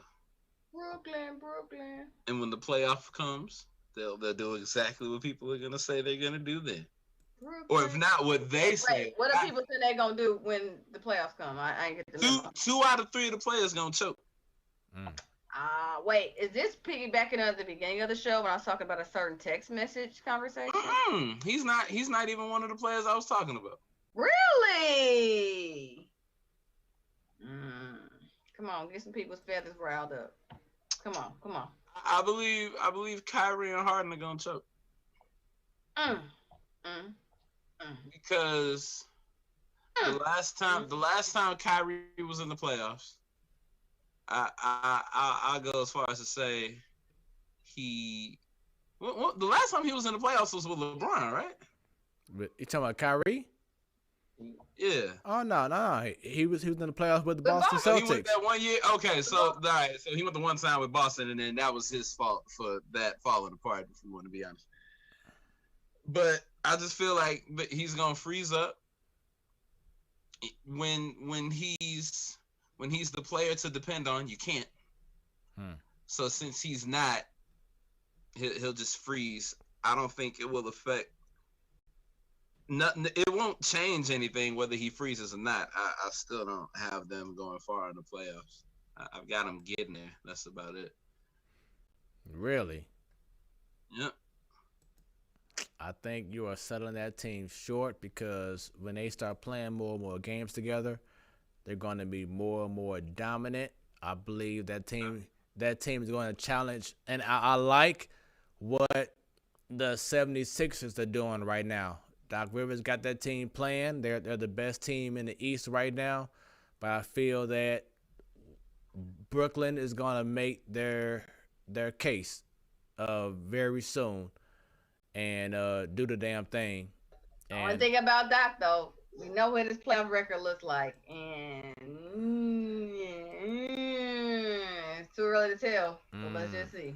Yep, we shall see. But I pretty much see Brooklyn right there going to the finals. What are your thoughts now? It's Boston and LA in the finals. I'm calling it right now. The match we were supposed to get last year but didn't. What are your thoughts seeing what Kyrie has done, seeing what James Harden has done?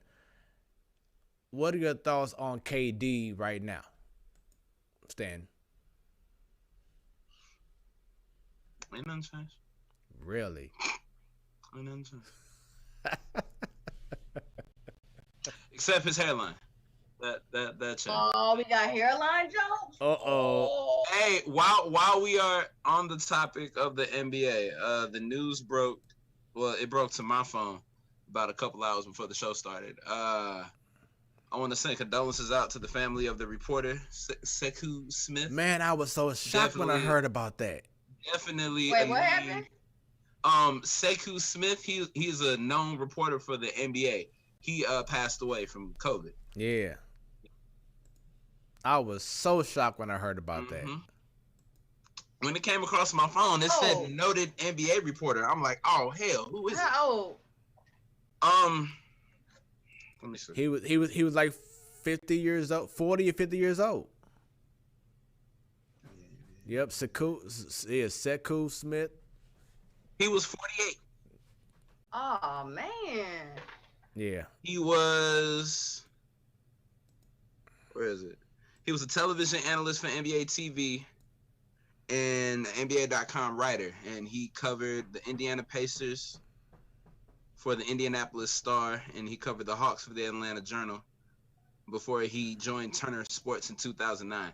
He covered the NBA for a total of, for over 20 years. Yeah. Sorry to hear that.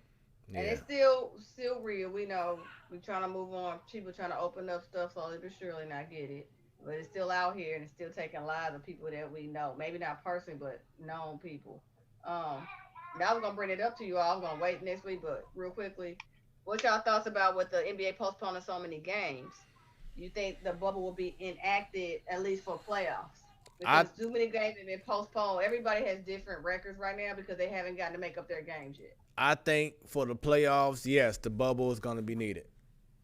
I feel like I wouldn't even say needed. For the NBA games. I feel like the bubble is going to be the way of playoffs. Yeah, it has to be. For the foreseeable future. Like you see what NCAA is going to do for March Madness. So right. The NBA probably they're in Indiana, right? Yep. Indianapolis? That's correct. And yeah, they're doing most of Indianapolis, but they're going to use to other college town like Bloomington as I think Indiana University there in another city. Okay. Like as it gets smaller, they'll definitely just only use Indianapolis, but they got to start up in a couple other cities as well. Mm-hmm. And speaking of college basketball,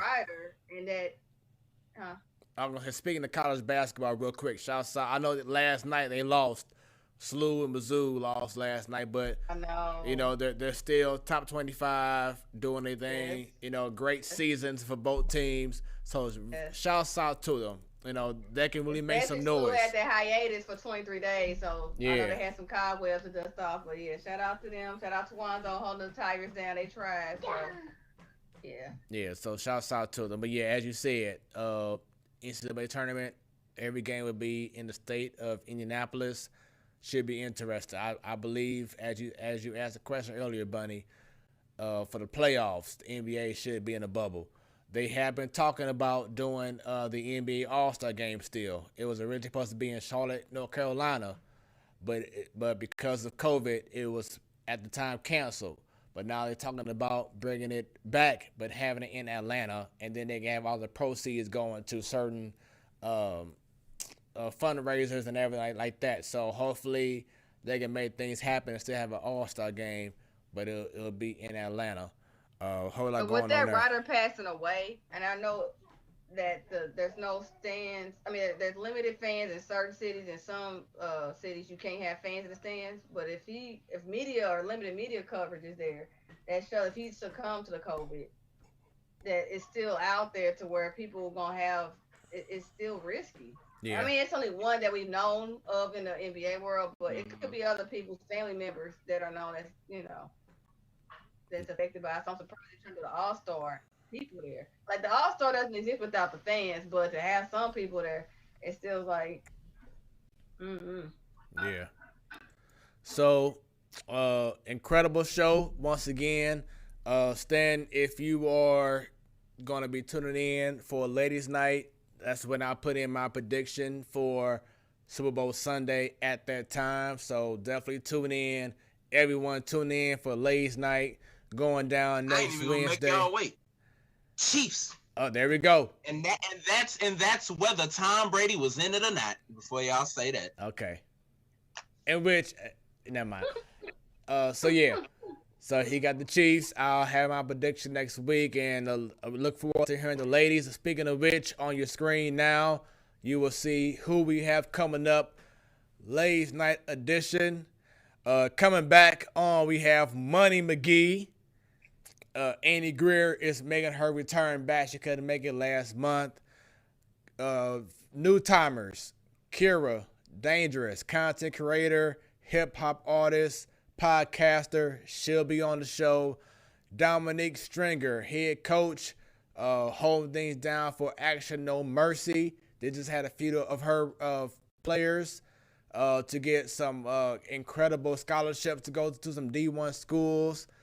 Once again, Purple Rain, Dejanelle Freeman will be back, and of course the host Bunny. So ladies' night goes down next month. It's official, and that's when I'll go ahead and put in my prediction. I'm gonna show love in the club. You know how I do.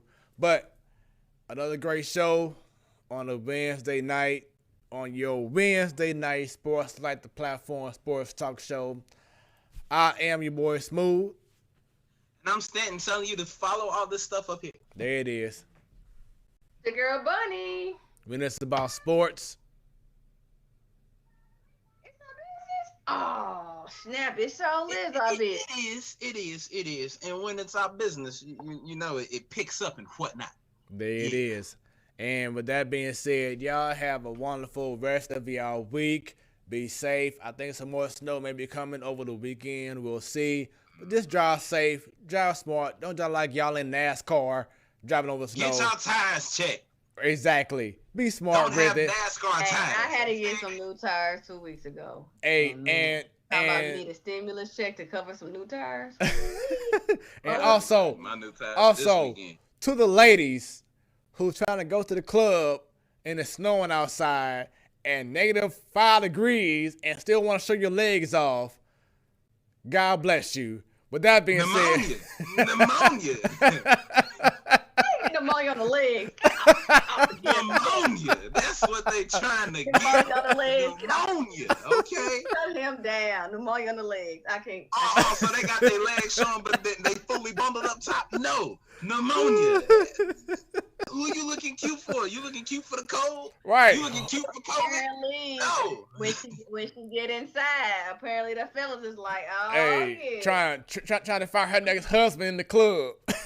Okay.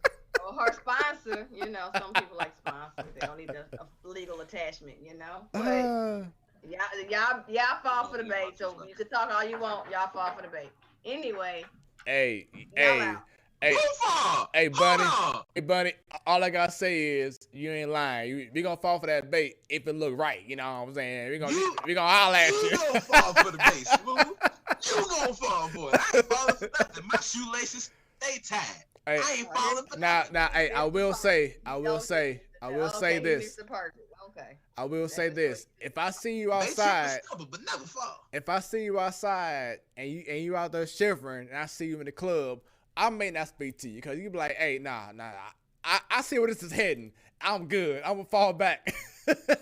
Nah, you standing outside wearing next to nothing. You got COVID. I don't need it. You got COVID. Oh. You don't catch COVID from the cold. Catch from people being sick and sprayed with no mask. COVID. Oh, well. Not from being outside the cold. Cold kills germs anyway in general. Right. It's supposed to. But with that being said, everybody have a good night. We out. Right. We out.